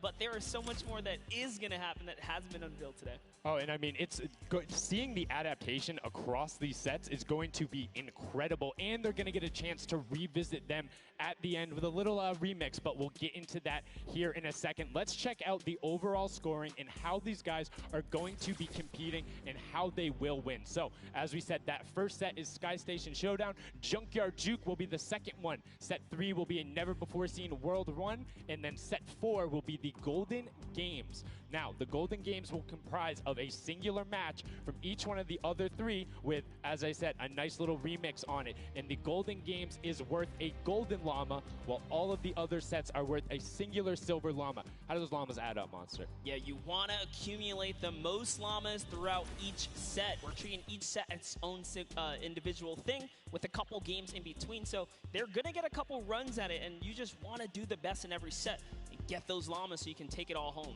Yes, now the winner of the set will go through, and in case there is a tie, it will come down to that golden llama. The golden llama will trump all. Now let's get into the prizing, which will also determine a little bit of the scoring. We'll take a look and we'll throw that up there for you. And the way it ends up working is from top to bottom. Each one of these contestants will be winning money. So everyone is a winner in there, but first place ends up deciding that. And this is per the individual matches, and it's cumulative. It won't carry over through the sets, but they're still taking it home at the end of the day. So you definitely want to get in the top 4 to bump up that score.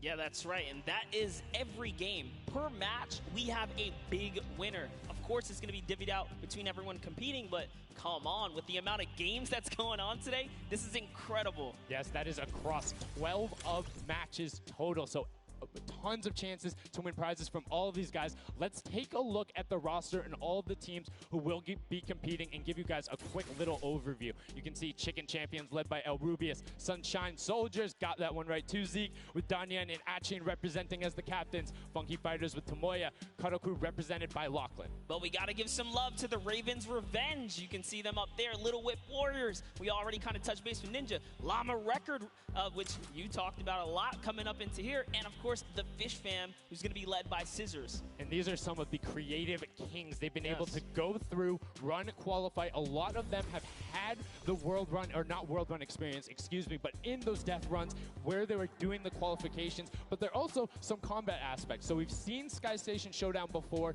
You know, there's going to be a little bit, I don't want to say advantage, but they might be a little more at home when you're actually firing bullets, building out, and trying to get those rotations in. Yeah, I mean, you cannot underestimate any of these teams. These guys grind, and they all play Fortnite. But let's go ahead and take a look at the format here so we can kind of see a run on how they take these victories. So now the VIP will be those creative captains, and they have to be the one in the capture point uncontested to score points. They will get 3 points per second in the initial hills, and then the first team to 1,000 points or the highest scoring team by the end. And also, the creative captains will be wielding the Infinity Blade. That Infinity Blade will be important because they had to get to the capture points A, B, and C, which will give 3 points a second, and then 7 minutes into the round, point D opens up, where you will get about a lot more, right? 12 points a second. 4 times is a lot. That is what you want to do. You want to gun for the point D on the map. That's your comeback, or that's your lead taker. Yeah, you can see a lot change when that opens up at 7 minutes, but now we're going to go in an overview. For those of you who are unfamiliar and didn't get to watch it at the summer block party, we got you. Zeke, catch us up.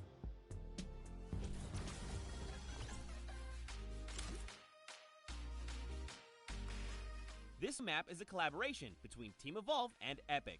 Now let's break down how it all works. For this very special event, we are bringing you an exciting King of the Hill style game built in creative by Team Evolve. 8 teams of 4 players will start at their home base on the edge of this massive flying city. Together they will push 3 capture circles, racking up points by holding them down for their team. As each team heads toward the capture point,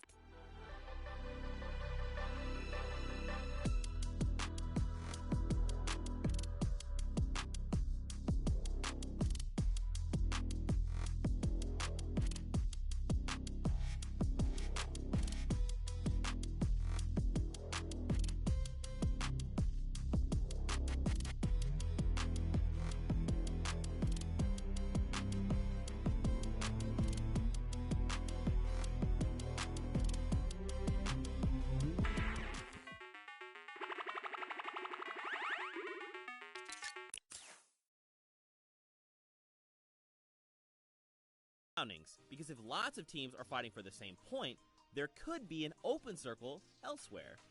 Hold up. Did I say 3 capture circles? Actually, there's a 4th one. Partway through the match, the 4th capture circle in the center of the map will open up and will award 4 times more points per second than the others. But with high reward comes high risk. After each match, teams will be ranked based on how long they held the capture circles and earn overall points based on their rank in that game. Those points will be added to an overall leaderboard, and at the end of 6 matches, the team with the most points wins. Let the showdown begin. Love seeing that and getting a quick rundown on how the teams can go about playing. Now, Monster, I have to ask you, knowing the rules now, seeing the map, seeing the teams, who is your team to watch out for? You know, early on, I thought the Little Whip Warriors and the Fish Fam were going to do good, but hearing from the Ravens Revenge, Gotaga now, I'm just shifting towards Ravens Revenge here. They've swayed me. Their entrance has really swayed me. They definitely had a lot of confidence down there in Gotaga. It can be very competitive at a drop of a hat. My team to watch, the Llama Record Co., Hand of Blood, Svenos, Alex JJ Carnifex. You heard him talk about it. 3 competitive veterans and a very aggressive German. That's a combination that I want to see on Sky Station Showdown.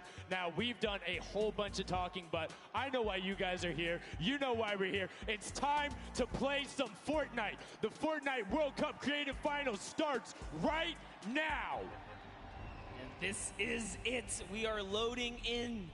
Everyone's hopping out, and they are actually familiar with this map. So we're gonna see the strategies off the bat here. Let's see who can take away and break away with that early lead you saw there. Nice wide shot of all of our captains here. And here it is. Little Whip Warriors in the lead off the bat.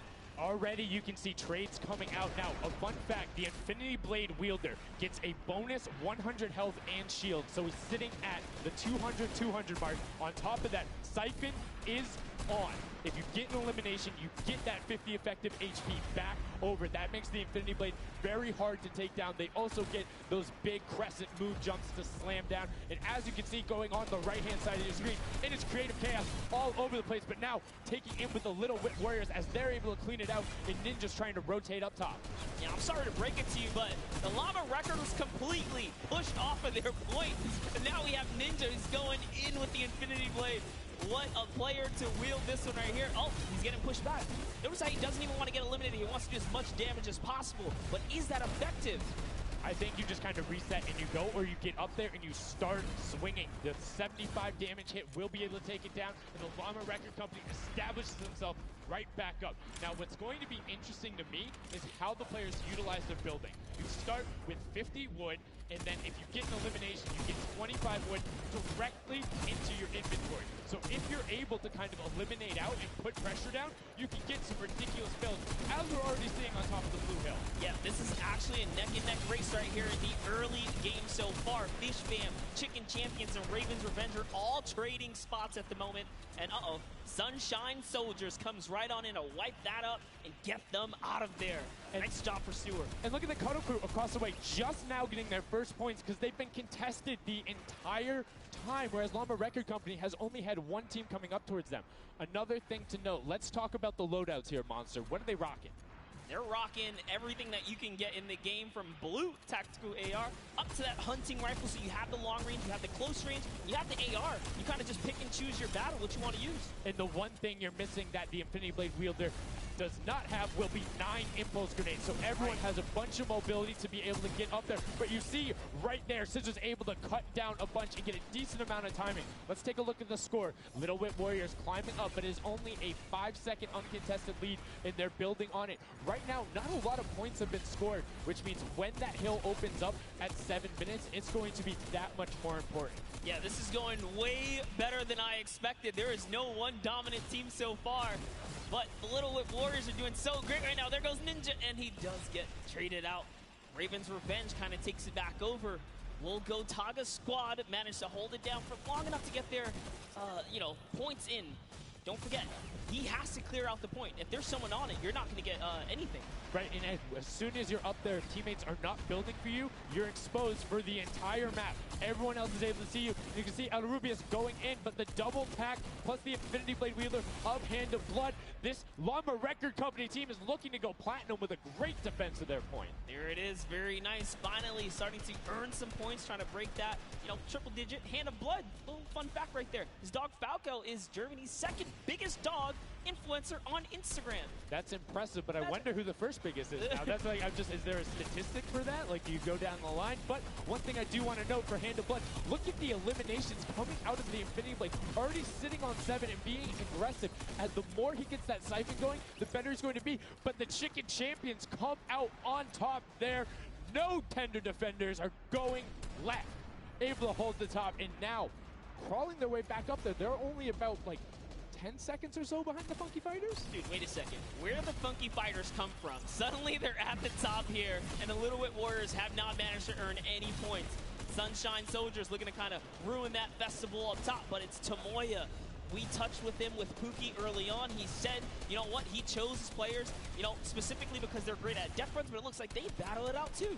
They're doing a very good job of making sure they go at the same time. You can see Tomoya here being patient, doing everything he can to try and find an outlet, but he doesn't want to commit before his teammates are there. He's waiting for Kutu. There they are. Kutu coming up with them as well, and the fight is on, but we switch back over to Scissors just chopping it down, but the fish fam is a sushi there as the retake happens. That is actually crazy. Watch him kind of wait there, prepare the ambush. His team comes up and they collapse on the point, and bye-bye fish fam. And notice they had enough mats to completely encircle the top, but the Infinity Blade will be able to come right out. So instead, Tomoya jumps straight up to just stall out a couple every seconds, because every second matters. As you see Kutu also on 8 elims right now. The sword players putting in work. We have a bit of a tie up top. Funky Fighters and Fish Fam. Llama Record so close as well. This is a close one for the run in the top 5 so far.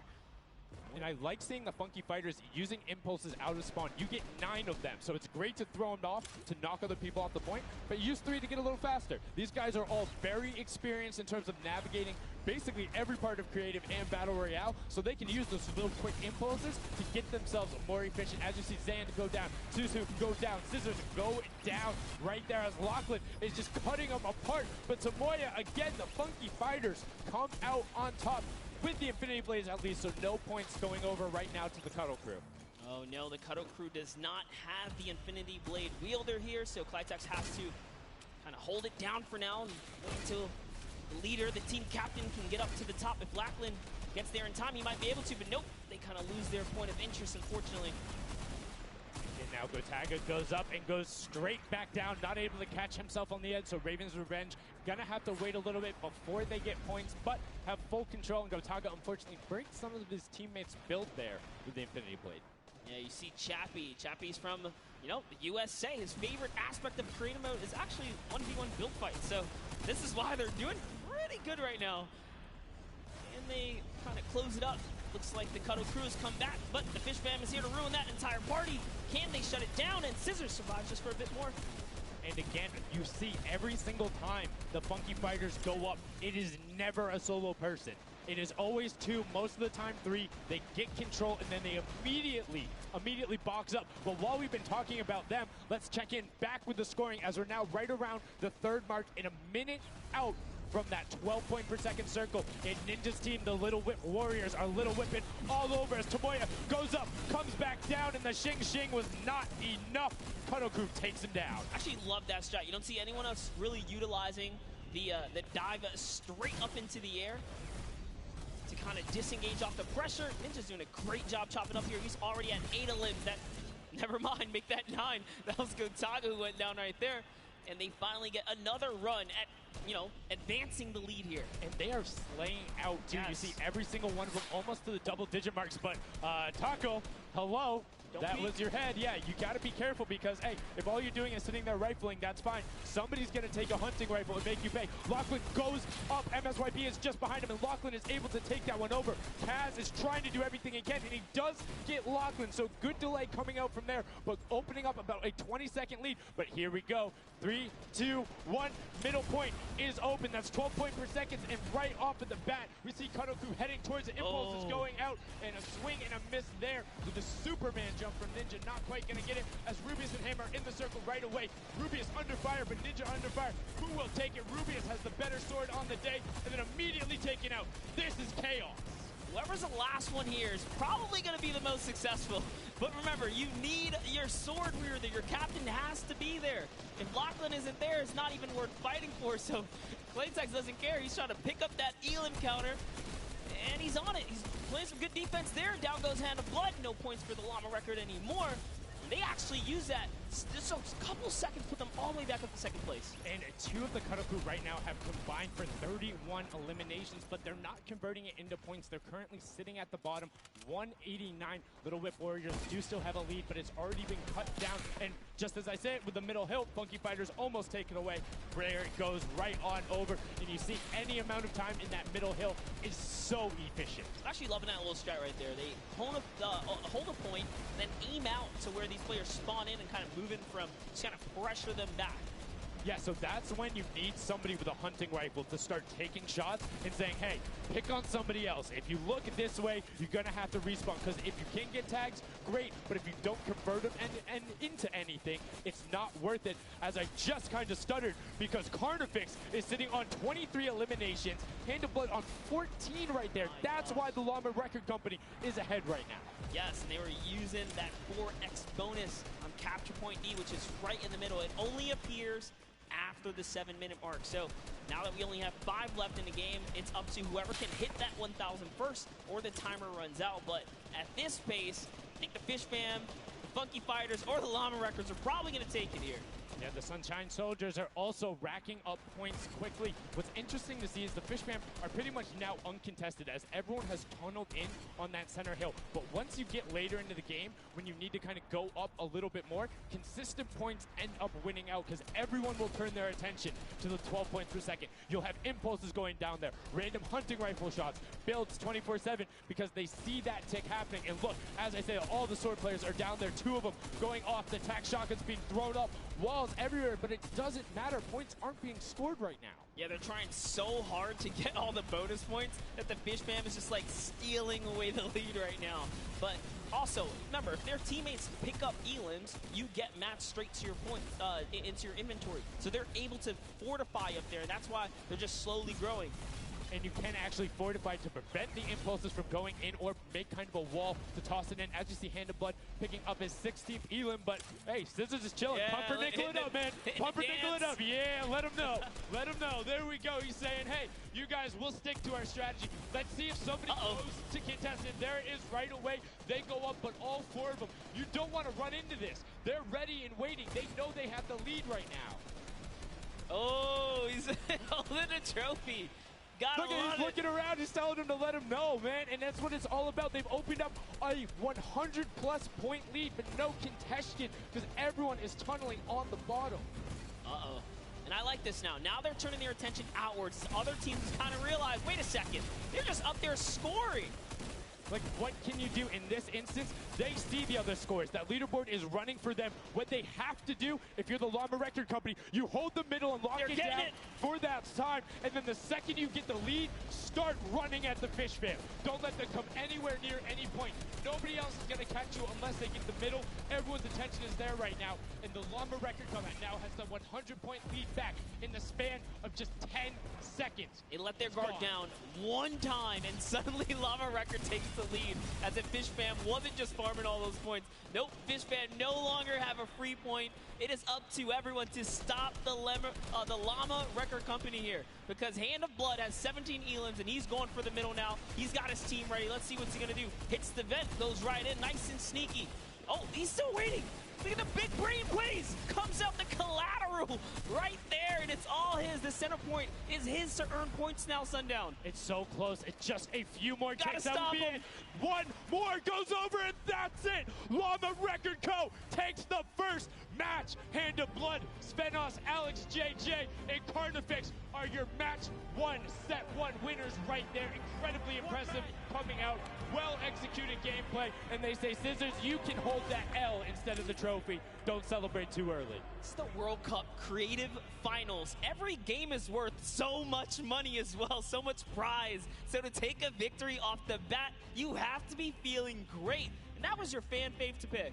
I mean, they had everything going in. They're incredibly confident, but they had to make sure they were able to get it. You can see the last few moments, they'd already boxed themselves up after clearing out the Funky Fighters, who were the only other contestants. The Funky Fighters actually also passed the Fish Fam in the last moment, which is huge in terms of not only the prizing, but what will end up being potentially a llama in the end.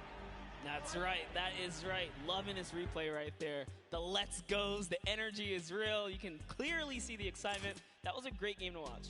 It's fantastic. Honestly, I love Sky Station Showdown so much because I think there's a level of depth there, right? Everything is wood, so you're able to like kind of hit through it, and the Infinity Blade cuts through all of it right away. But the Infinity Blade wielder doesn't have the ability to build, needs the support from his teammates. So you saw the people who were roaming in packs of 3 and 4, incredibly successful. Yeah, it was kind of unfortunate. The Cutter Crew was like slaying, legit. So many elims, but not a lot of points. And that's because playing that split game, it's not going to work out. You have to convert it into control.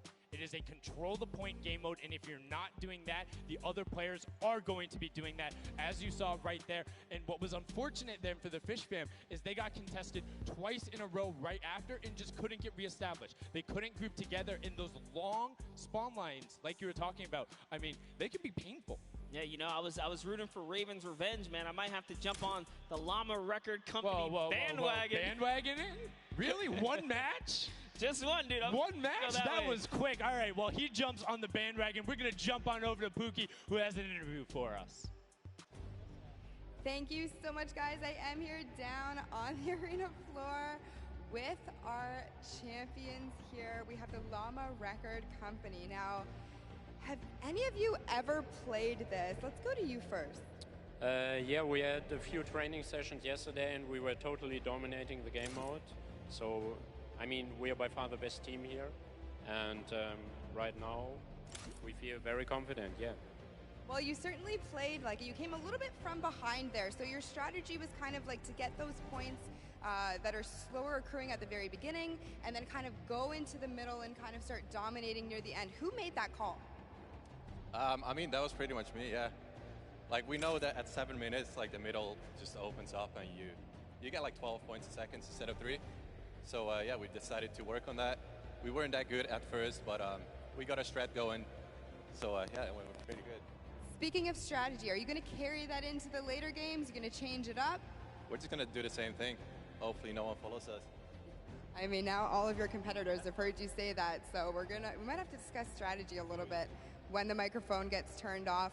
Now, finally, for you over here, how does it feel being here, playing in front of this massive audience? It feels amazing, like it's just a dream coming true. Thank you. And for you over here, you've traveled all of this way to just be here, be at the World Cup. Is it surreal? How do you feel about it? It's an experience. It's really nice. It's yeah, amazing. and we love Spandau. Yeah. All right, well, we'll talk about that. You guys got to educate me on that. Not sure what that is. Thank you guys so much. Congratulations on taking the first game. Casters, back up to you. Thank you so much, Llama Record Co., Hand of Blood, Svenos, Alex, JJ, and xKryptx taking the very first match of the Creative Finals, the first match on the stage. I mean, it was an impressive format. They clearly had a strategy they wanted to execute on. It took them a little bit to get there, but over the course of the game, they were consistently accruing points. Yeah, I should have known last night they were going to do good. Saw them on the hotel lobby. They were hanging out, literally as a crew. One of the only creative teams that I saw sticking together like a squad. Should have put my money on it. Like I said, bandwagon. It took less than one match in an interview, and he was like, oh, yeah, I'm fully on board. I'm no so problem. convinced. It's all good. This set has been so exciting. I mean, Who are you looking out for? Who can contest them? And what do you think the next step is to shut them down? They say, hey, we have a game plan. We're going to do the same thing. And I agree. If it's not broke, don't fix it. Like, stick to that if you're going to keep winning. But what do the other teams do to now make them uncomfortable? How do you go challenge them? I mean, honestly, we saw a lot of that team play out of the Fish Fam, right? You wait for your Infinity Blade wielder to come up and then get the team to back them up. You have to work together. And remember, when you catch an elimination, you get mats for it so it can help you build. Yes, mats and the health back, but the first match is done. The second match is kicking off right now, and we will have a pretty good idea of where we're going. I'm excited to see if they can repeat, and now the second match is underway, and right away you can see some players sprinting out, some opting to take some hunting rifle shots as Lachlan grabs that Infinity Blade and goes straight up. And you can see you can actually make it to the top if you hit the vent, jump, and then jump again. 2 jumps right away. Fish Fam and chicken contenders.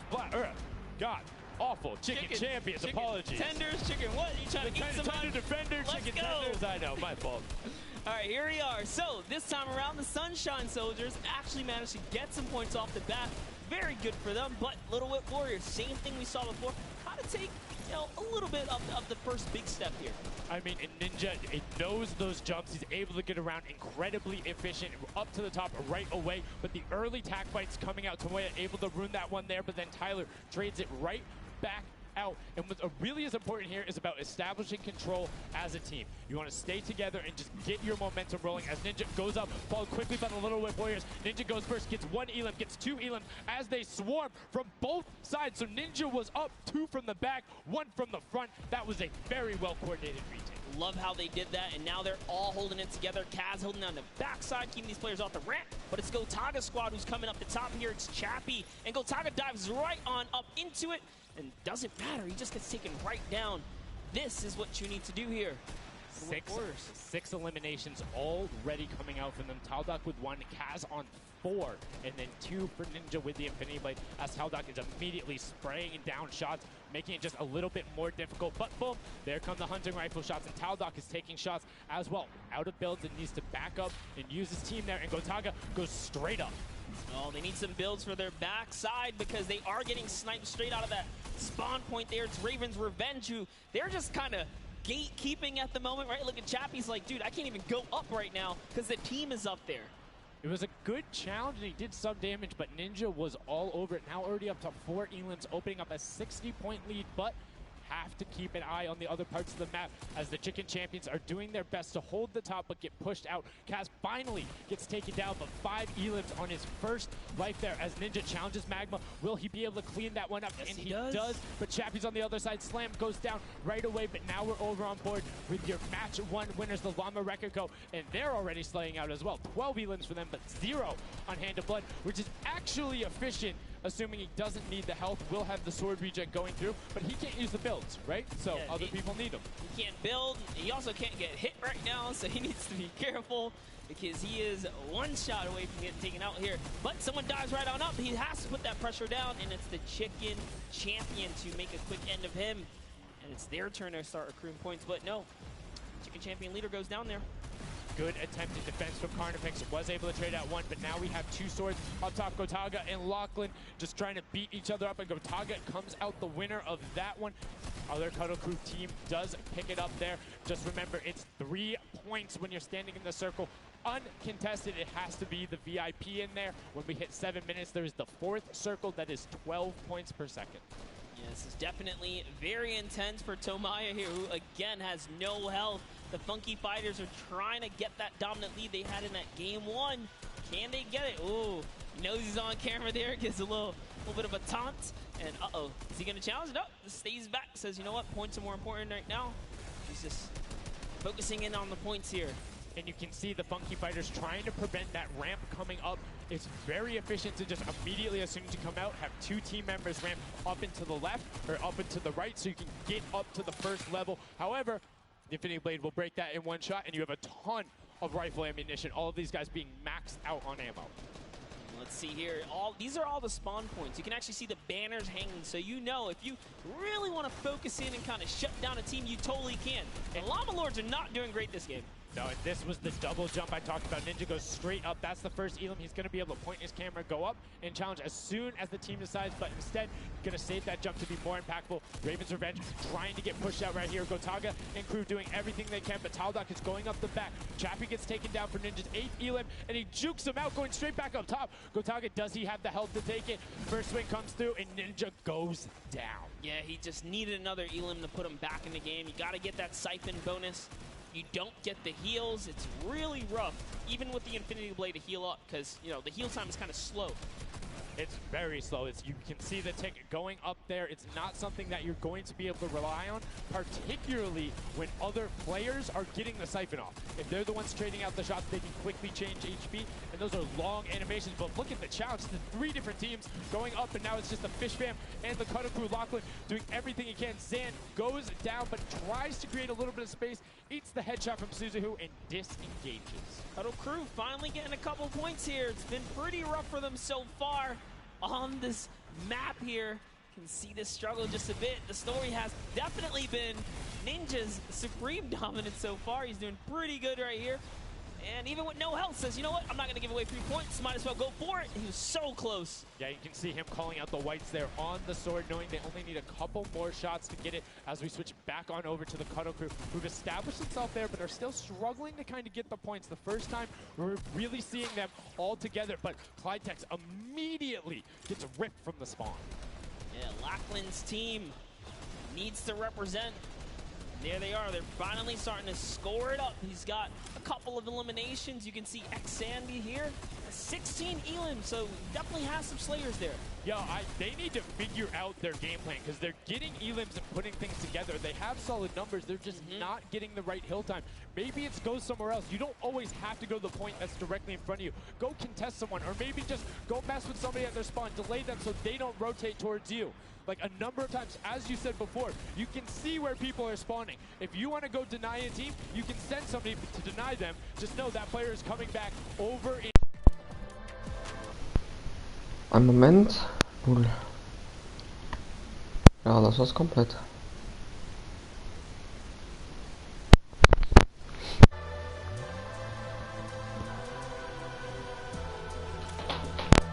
Fuck, hab ich was verpasst. Scheiße.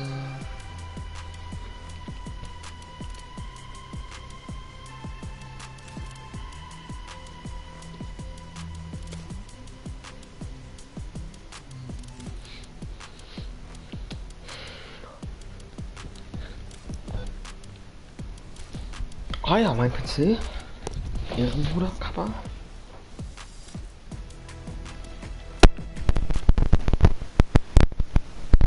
So, einen Moment. Kurzen Moment.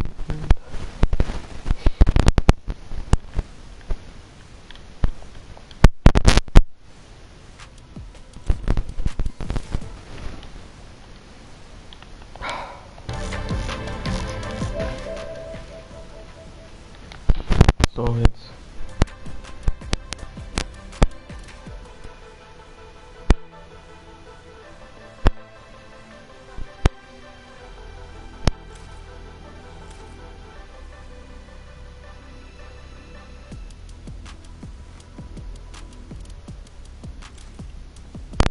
Okay.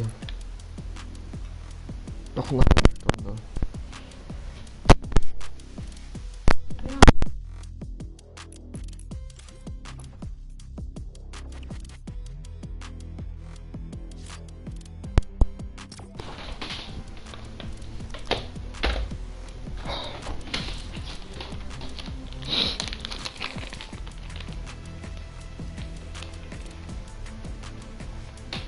Also das Wetter geht ja heute echt nicht heißer.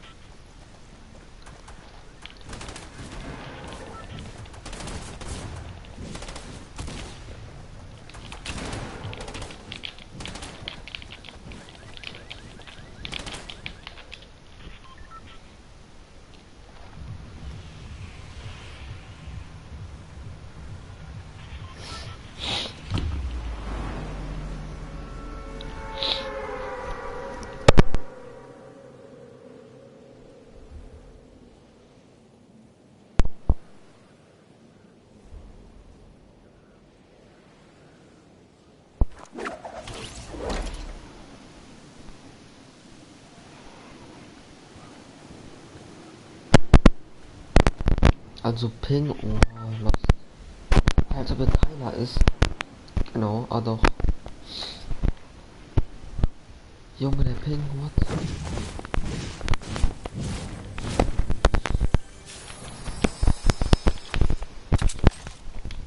So.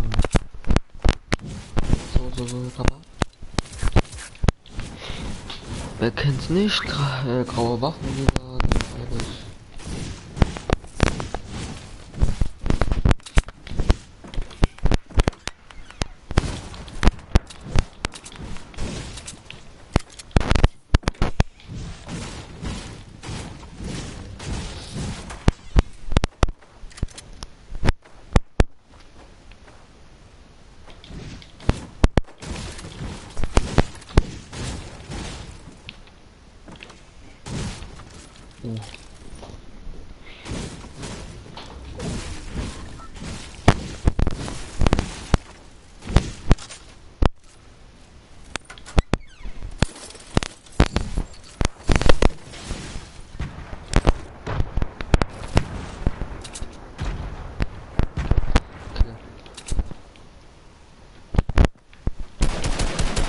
Oh mein Gott, okay, das war etwas unerwartet.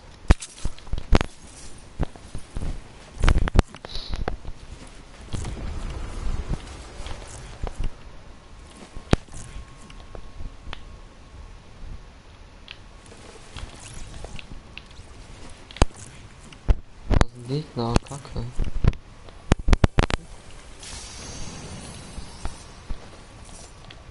Benny. Den hab ich voll. Oha, Bruder, chill mal. Junge, will der mich schubsen?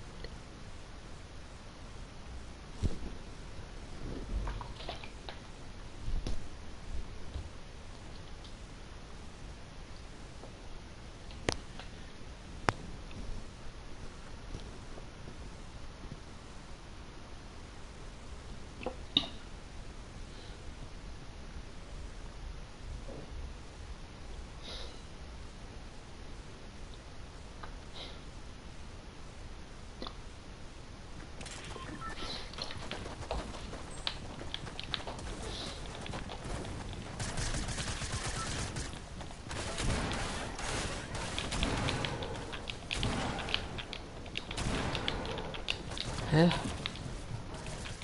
Alter, der Ping ist auch wieder komplett lost.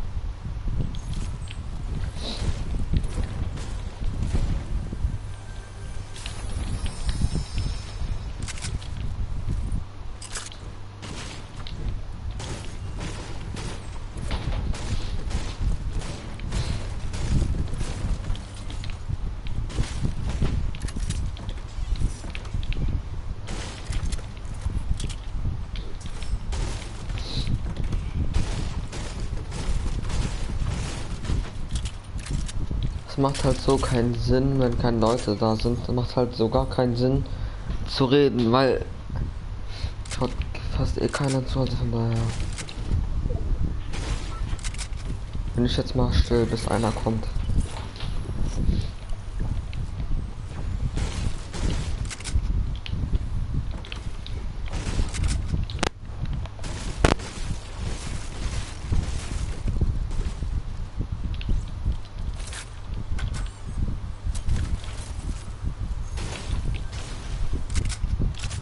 Bitte, 50er. Och Mann.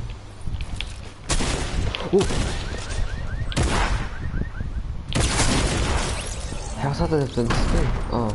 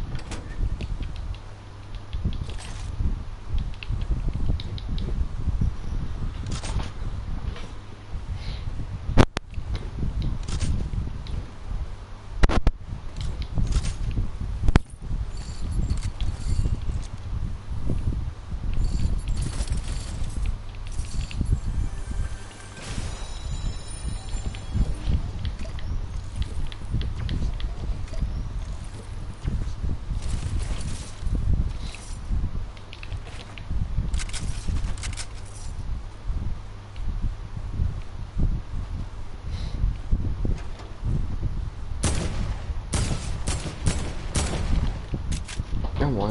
So.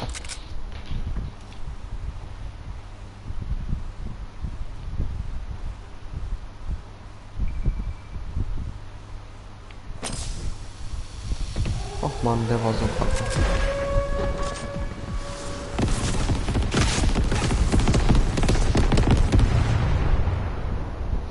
Okay, wo ist er?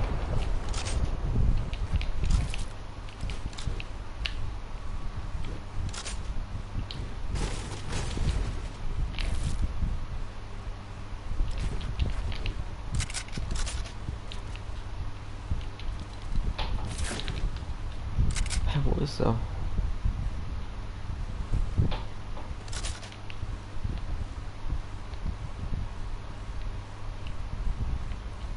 Halt.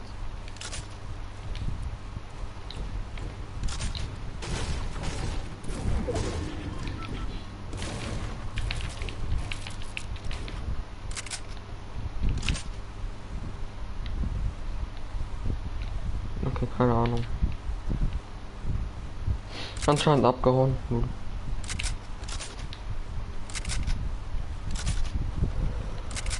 Ja, abgehauen. Ah ne, noch nicht.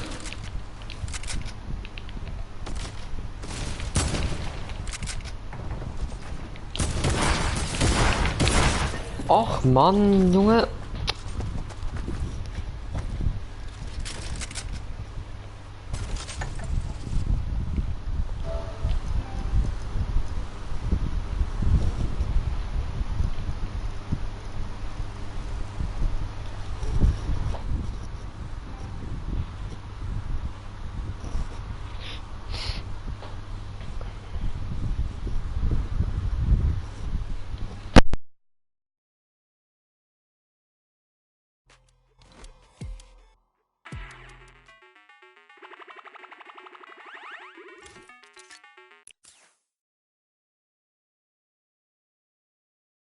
We'll see where Monster lands at the end of this, because I will maybe join you on that bandwagon. Guys, take it back. I mean, that's starting to get a little awful crowded, man. Real quick, you guys hopping on those bandwagons. But as you said, there is one more regular Sky Station Showdown match in this set. We will see it again later in the remix version during the Golden Games. And it's been so fun to watch the difference of players, who's able to be very strong with the Infinity Blade, how the pinches end up coming. And now in this third match, it's only going to get better from these guys. Yeah, definitely want to see some more of that kind of team work happening here. And why not just hop right into a game right now, right? Let's go see some more action here because this last game of the set is loading in right now. Yes, and this will be the final match of this set. Set one after this, a Silver Llama will be awarded, and we are in the match. It's Sky Station Showdown. Set one about to be over, and here we go. All right, gotta love those players just kind of beelining out. And don't forget, you know exactly who your neighbors are. You know who is to your left and to your right because you can see the banners and the designs on their spawns. And a nice look at our captains right there. And right away, you can see a number of teams finding ramp paths where they're able to use their first 5 materials, next 5, Sword does a double jump, boom, right to the top. Chicken Champions excellently executed. Yeah, this is what matters right here, is stopping the Funky Fighters because clearly they have been doing some good work together as a team so far. Tomoya is off to the races here though, sent to run away. Can the Sunshine Soldiers come back? Can the Cuddle Crew make a big appearance for themselves? Because they can really shake it up here. It can go any which way depending on who has the most victories really in the best placement. Yeah, so currently you will see the fact that they're able to be pushed off right there. Llama Record Co putting shots down towards the spawn. You don't want to peek though because the hunting rifles will be coming out in the shot. Just misses xKryptx right there. And he trades back down. Ninja firing it off but gets pushed out by Raven's Revenge right there. Yeah, xKryptx having a tough time kind of listening in there. xKryptx was sniped from the side. Now we have Taldak here jumping right in from the Little Whip Warriors. He's going toe-to-toe. Gotaga's down and out. So, if I'm the Llama Record Company, and I know I've won a match, and then I did okay in the last one. They were in 4th, so they were there. They were close. Funky Fighters have a win in a 2nd place. Do you send somebody to just hard deny the Funky Fighters the entire time? You don't get the Silver Llama if you don't, right? If the Funky Fighters finish above you, they're going to be finished off. Do you think they can spare somebody to do that, though? Because it's better off to deny them than it is to push up the top. Yeah, but the problem is then, the Little Whip Warriors have been so consistent, you literally allowed them to snipe the competition because you over-focus. So I think the play here is play your game, and if anything, stay away from them. Let the rest of the server do that, gritty work for you and dominate the other side. Take that victory. There you go. I like to hear it, Monster. That's fantastic analysis. That's why we keep you around. The breakdown and making sure you challenge the initial opinion there as the Ravens Revenge are able to get on the top and in a fantastic spot of control right now, building up a 40-point lead. Yeah, even Gotaga's team is still in this. They've been doing relatively well so far. Here it is. He just kind of goes toe-to-toe and Ninja strikes him right down. Oh, but hey, his teammate comes on in, Raven's Revenge. Who is that? Magma comes right up to the top. And give you guys a little fun fact about Magma. He's from Australia. He started playing in Fortnite Season 2. His favorite aspect of creative mode is actually speedrunning. Always finds new ways to kind of play the game. I mean, good on him, man. I get incredibly frustrated by that, but then watching these guys do the speed runs and how quickly they go through and how efficiently, it just reminds me why we're up here talking about it and watching them do this creative madness as Scissors cuts through the competition, goes straight up to delay and right back down. Cuddle Crew not quite able to get him. It goes up again, so right now just denying the Cuddle Crew the points, but we talked about how we want to see more from them right now, pushing into the top 3. Yes, the Cuddle Crew, come on, make a big appearance. Every game is worth so much. You, at the very least, want to be up in that top 4 contestant so that you can take a little bit more home with you. Here it is, Ninja. Disengages, actually just takes down Magma. And hey, I like the strat here. He says, you know what, I got low health, let's just get back on this respawn wagon. Doesn't even give anyone the satisfaction of stealing the Siphon. I was about to say, no Siphon, no materials, quick reset, knows he can get out there, was basically in his spawn anyway. That is the type of competitive edge Ninja always looks to give himself. I love that. That was like 200 IQ low-key right there. It was very well played. But back to Gotaga and Hand of Blood here in the same shot. Hand of Blood he can't do much. He knows there's a team up there. Waits for his entire squad to go up the ramp and then hops right to the top. But now back to Gotaga, who's on this point by himself. He wants to kind of bait him into the close.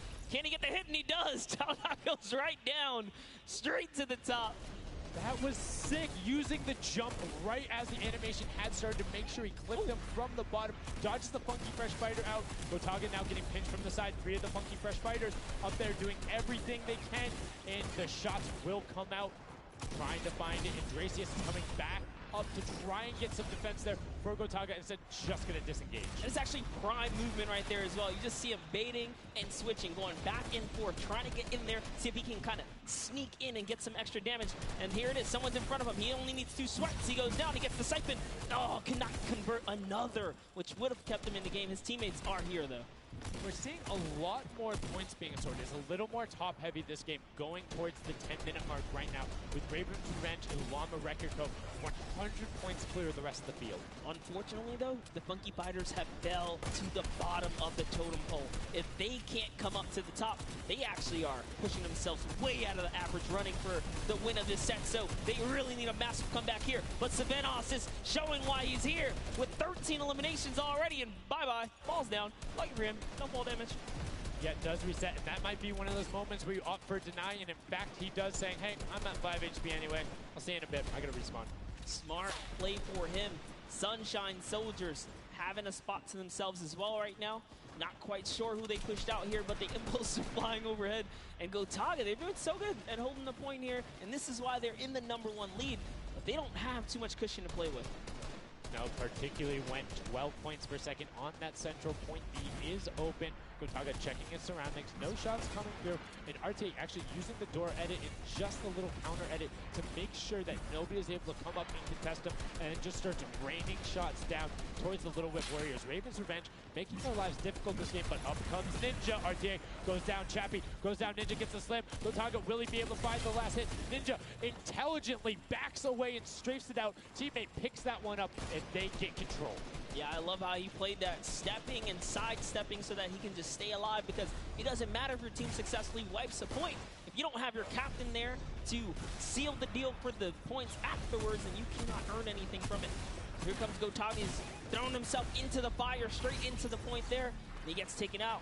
Here it is. Tomaya's team has fallen to last place. Can they make a miraculous comeback here before the 7-minute mark? Maybe kind of get themselves in the running. They're trying their hardest. And I mean, generally we talk about caster curses. It might be like player jinxes going on right now. Everyone's saying, yeah, we're doing well. We're going to stick to our game plan. That just shows you no one is safe here. These guys are evolving, and they're playing a better game after game. Here goes Scissors. He needs one more swipe there, but xKryptx wins the small engagement. And xKryptx has been fragging out. He's been playing so incredibly well, being aggressive, getting in players' faces, and doing it all with that rare tag. But he's been consistently highest up there in terms of the elim. You see Portugal trying to get some pressure down, but good defensive building there from Kororo. Ryan Frantic comes out the side and cleans it up, but there is Hand of Blood coming directly down. Danya is also up there. We got a 3-way battle, but it's 4 chickens saying, this is our roost, get out. That's right, coming right up to own it all for themselves. Rubius doing so good right now. He's from Spain. He actually has a record on, was it YouTube for live streaming? 1.1 million viewers, imagine. Yes, one of the biggest content creators in Spain. Will they be able to push down towards the middle? As you can see, Little Whip and Llama Record Company already down there. We've seen this story before as the Funky Fresh Fighters go in, but you can barely even hear the shots over the impulse grenades going off as everyone's like, no, we've seen how this goes. The Funky Fighters need this. The Llama Record Company need this. So many of these guys, it's riding on this game right here. They have to get as many points as possible. But even with the 12-point one, we haven't seen a lead like this from Gotaga and crew. They are nearly 300 points clear of the next team. Nobody else is contesting there. The Cuddle crew has now been able to catch up a little bit, but they both just established control in their top zones, and Cuddle crew won't pass Raven's Revenge by just sticking with 3 points. They're in a fantastic spot to win this match. Yeah, they've actually been very consistent as well, right? They've been doing okay in that top 4, just doing a pretty good job at staying relevant after all of these rounds. So if Gotaga's team takes this, we actually don't know who can take this set right now. It's actually that close right here. Little Whip Warriors have kind of fallen down a bit here, but Funky Fighters clearly in last place is not good.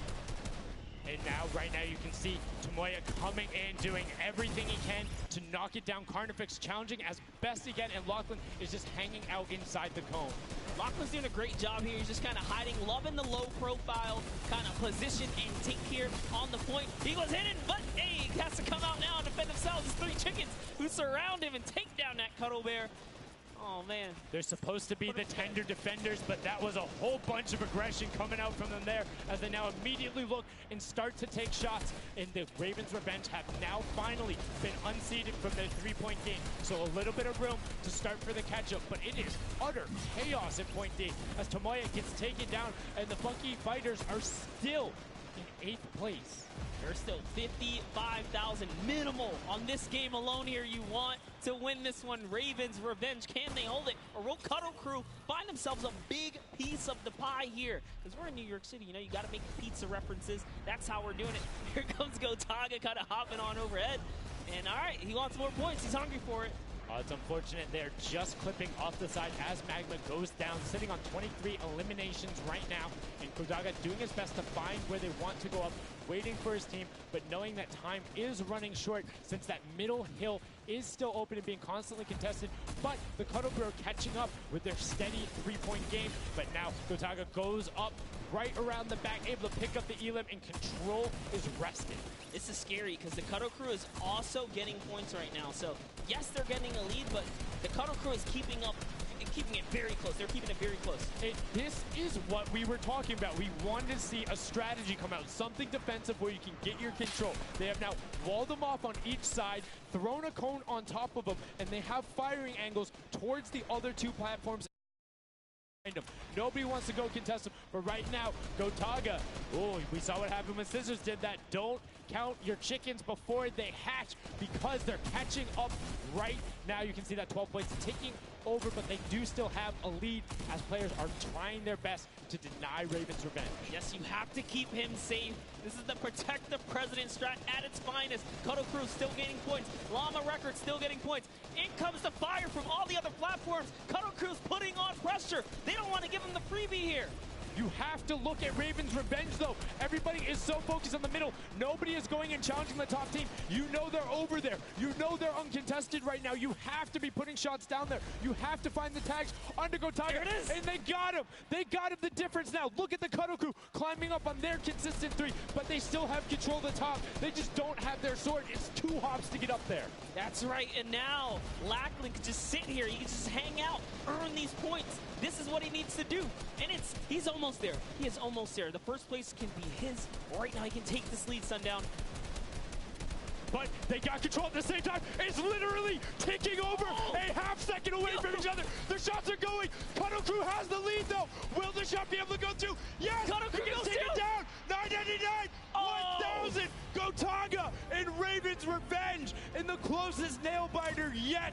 Edge out the Cuddle Crew in 2 teams who we said we wanted to see more. They brought more. Are you kidding me? The Fish fam step up and shut it down. Just the fact they stepped on the point, they couldn't earn points and they lost the lead. They were just a tick ahead. That could have been their game. I mean, it's just, let's check out the replay. You can see the counter in the top right, but the Fish fam going up and challenging on the other side. You can see them hopping up there. No one was at the Ravens Revenge as soon as they were there, and the celebration too. You have to be excited when you see that Victory Royale screen pop up when you're up there. I mean, what's it like to win a game on that stage? I have no idea. Those guys do, though. We you know, at some point before the day's over, we really got to recap the other point of a point of view there, because they had it. They were 1 tick ahead. They were there, knocking on the door, 55,000 away from bonus prize on top of this entire competition. It was right there. And it got taken away, and this is why I love Sky Station Showdown. The clutch little moments, the interactions that happen, very similar to Battle Royale, where every single thing that is happening on the map can affect the overall end result of the game, as you see there in Ravens Revenge, closing it out. Gotaga, the competitive veteran, able to clutch it up in the final moments. Magma, Arthier, and Chappie as well. Just a great performance out of them, taking the top spot in the final match of the first set.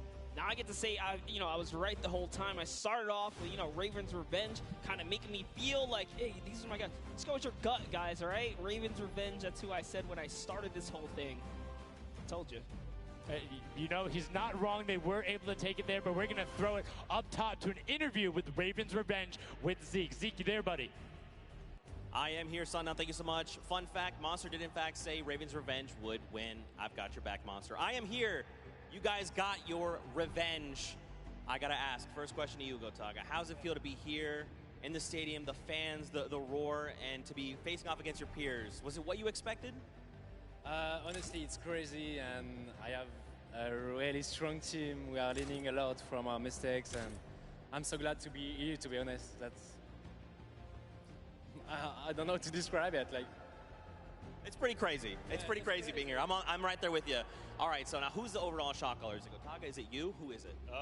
Kind of all four of us. We were playing too afraid at first, so we just had to just go in there and just kill them as fast as we could and then spawn trap. That was our goal. Okay, what's the strategy like? Are you guys, talking through at the beginning? Are you guys waiting for someone else to make a move? Or are you guys like, no, we're going in first? Yeah, we're trying to, really pressure Ninja's team. We're trying to put pressure on that green point.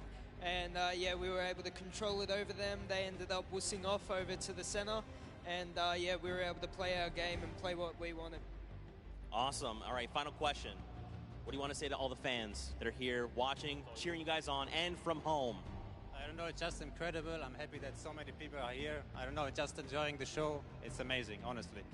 Well, congratulations, guys. Now, I believe for now, we're going to send it over to Golden Boy, who is standing by.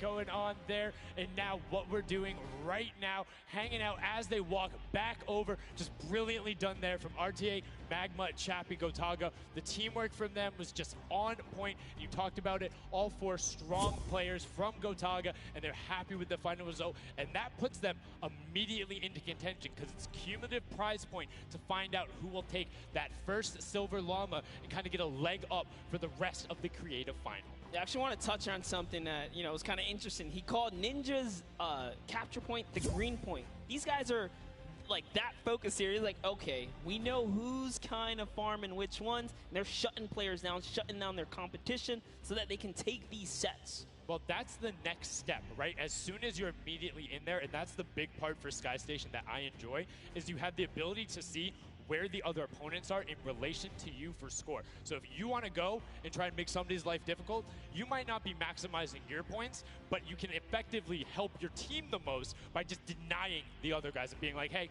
you don't get to play this. And occasionally, if you put enough pressure on them, maybe they default to rotating the other way. Maybe they go somewhere longer. Maybe they have to wait and only push as 4. All of those are advantages you can get by just putting pressure on another team. And there's so many different layers, and I think when we see the remix for this, it's going to get even more exciting. Yeah, don't forget, guys, here and at home, there's a remix version. We have some nice twisted surprise that we will see unfold as the day goes on. That was just our first iteration of this round, and honestly, it was a great set. But that just leaves us with the question, too. The Funky Fighters, they had an amazing opening, right? Second place is great. You get big prize bonus for that. You win game 2. And then you kind of flop game 3. Depending on where they went, their average might have really been anchored down. Yeah, that ends up being really, really, really harmful. But luckily there, if you're in the 4th to 8th range, there's no additional, I don't want to say penalty, because they're all getting $10,000 for the match in of itself. So there's just no additional gain after that fact. You're still able to stay par. So 4th would have been just as bad, but 8th, you're kind of looking like, oh, that'll really bring down the average. It's not the worst case scenario going on there. So they should still be at least in the running, but you can't be comfortable.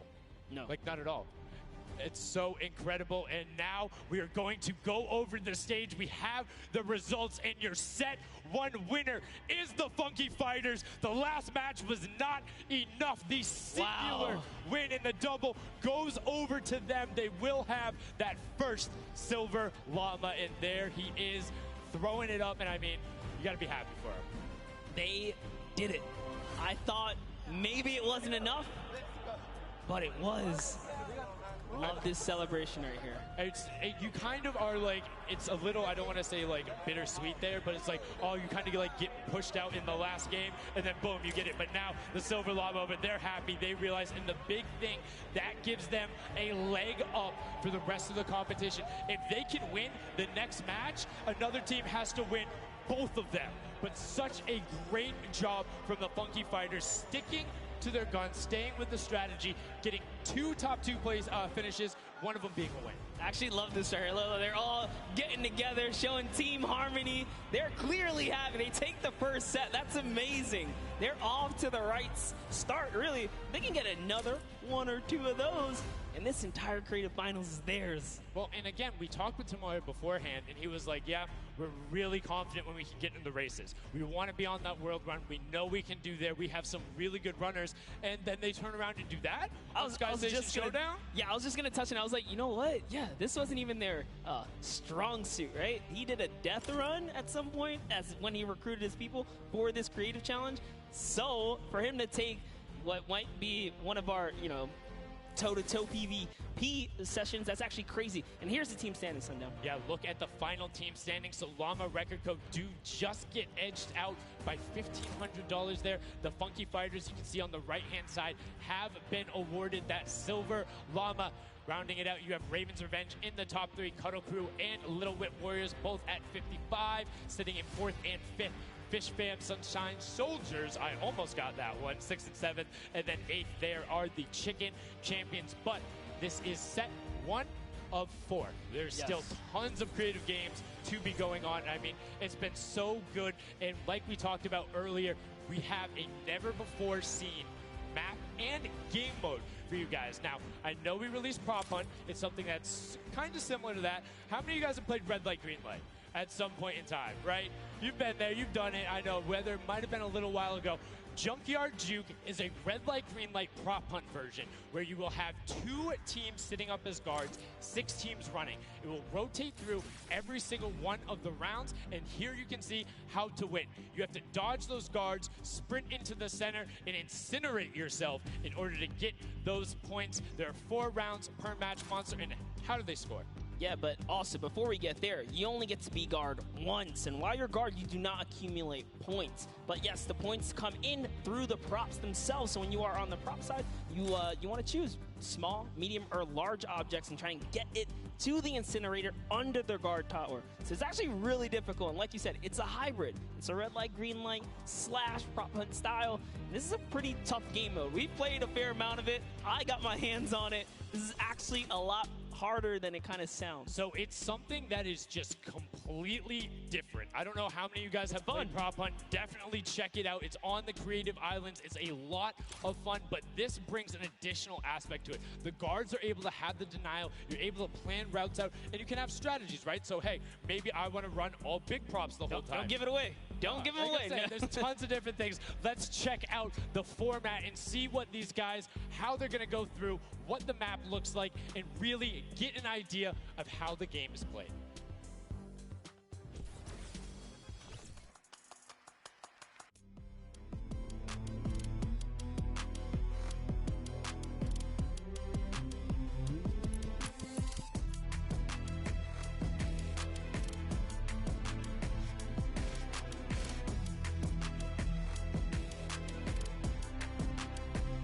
So, in 1 Minute 30.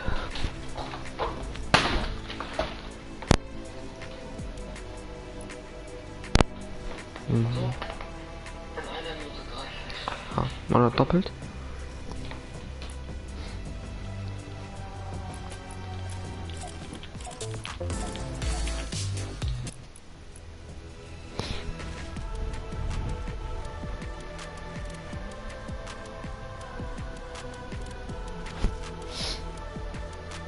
Eine Minute.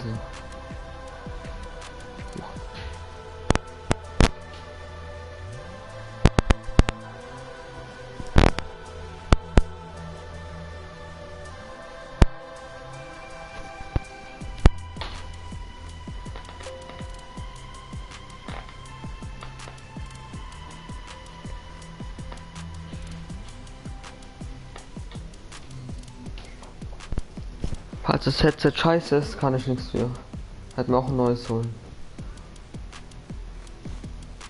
Okay, noch 20 Sekunden gleich.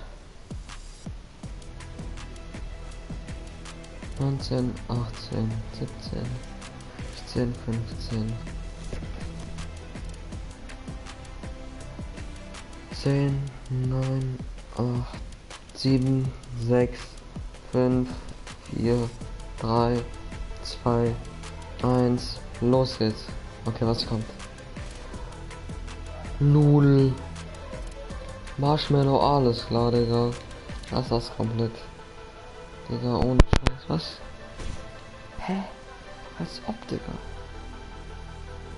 Was ist das denn? Lul. Ja, Mann, Digga.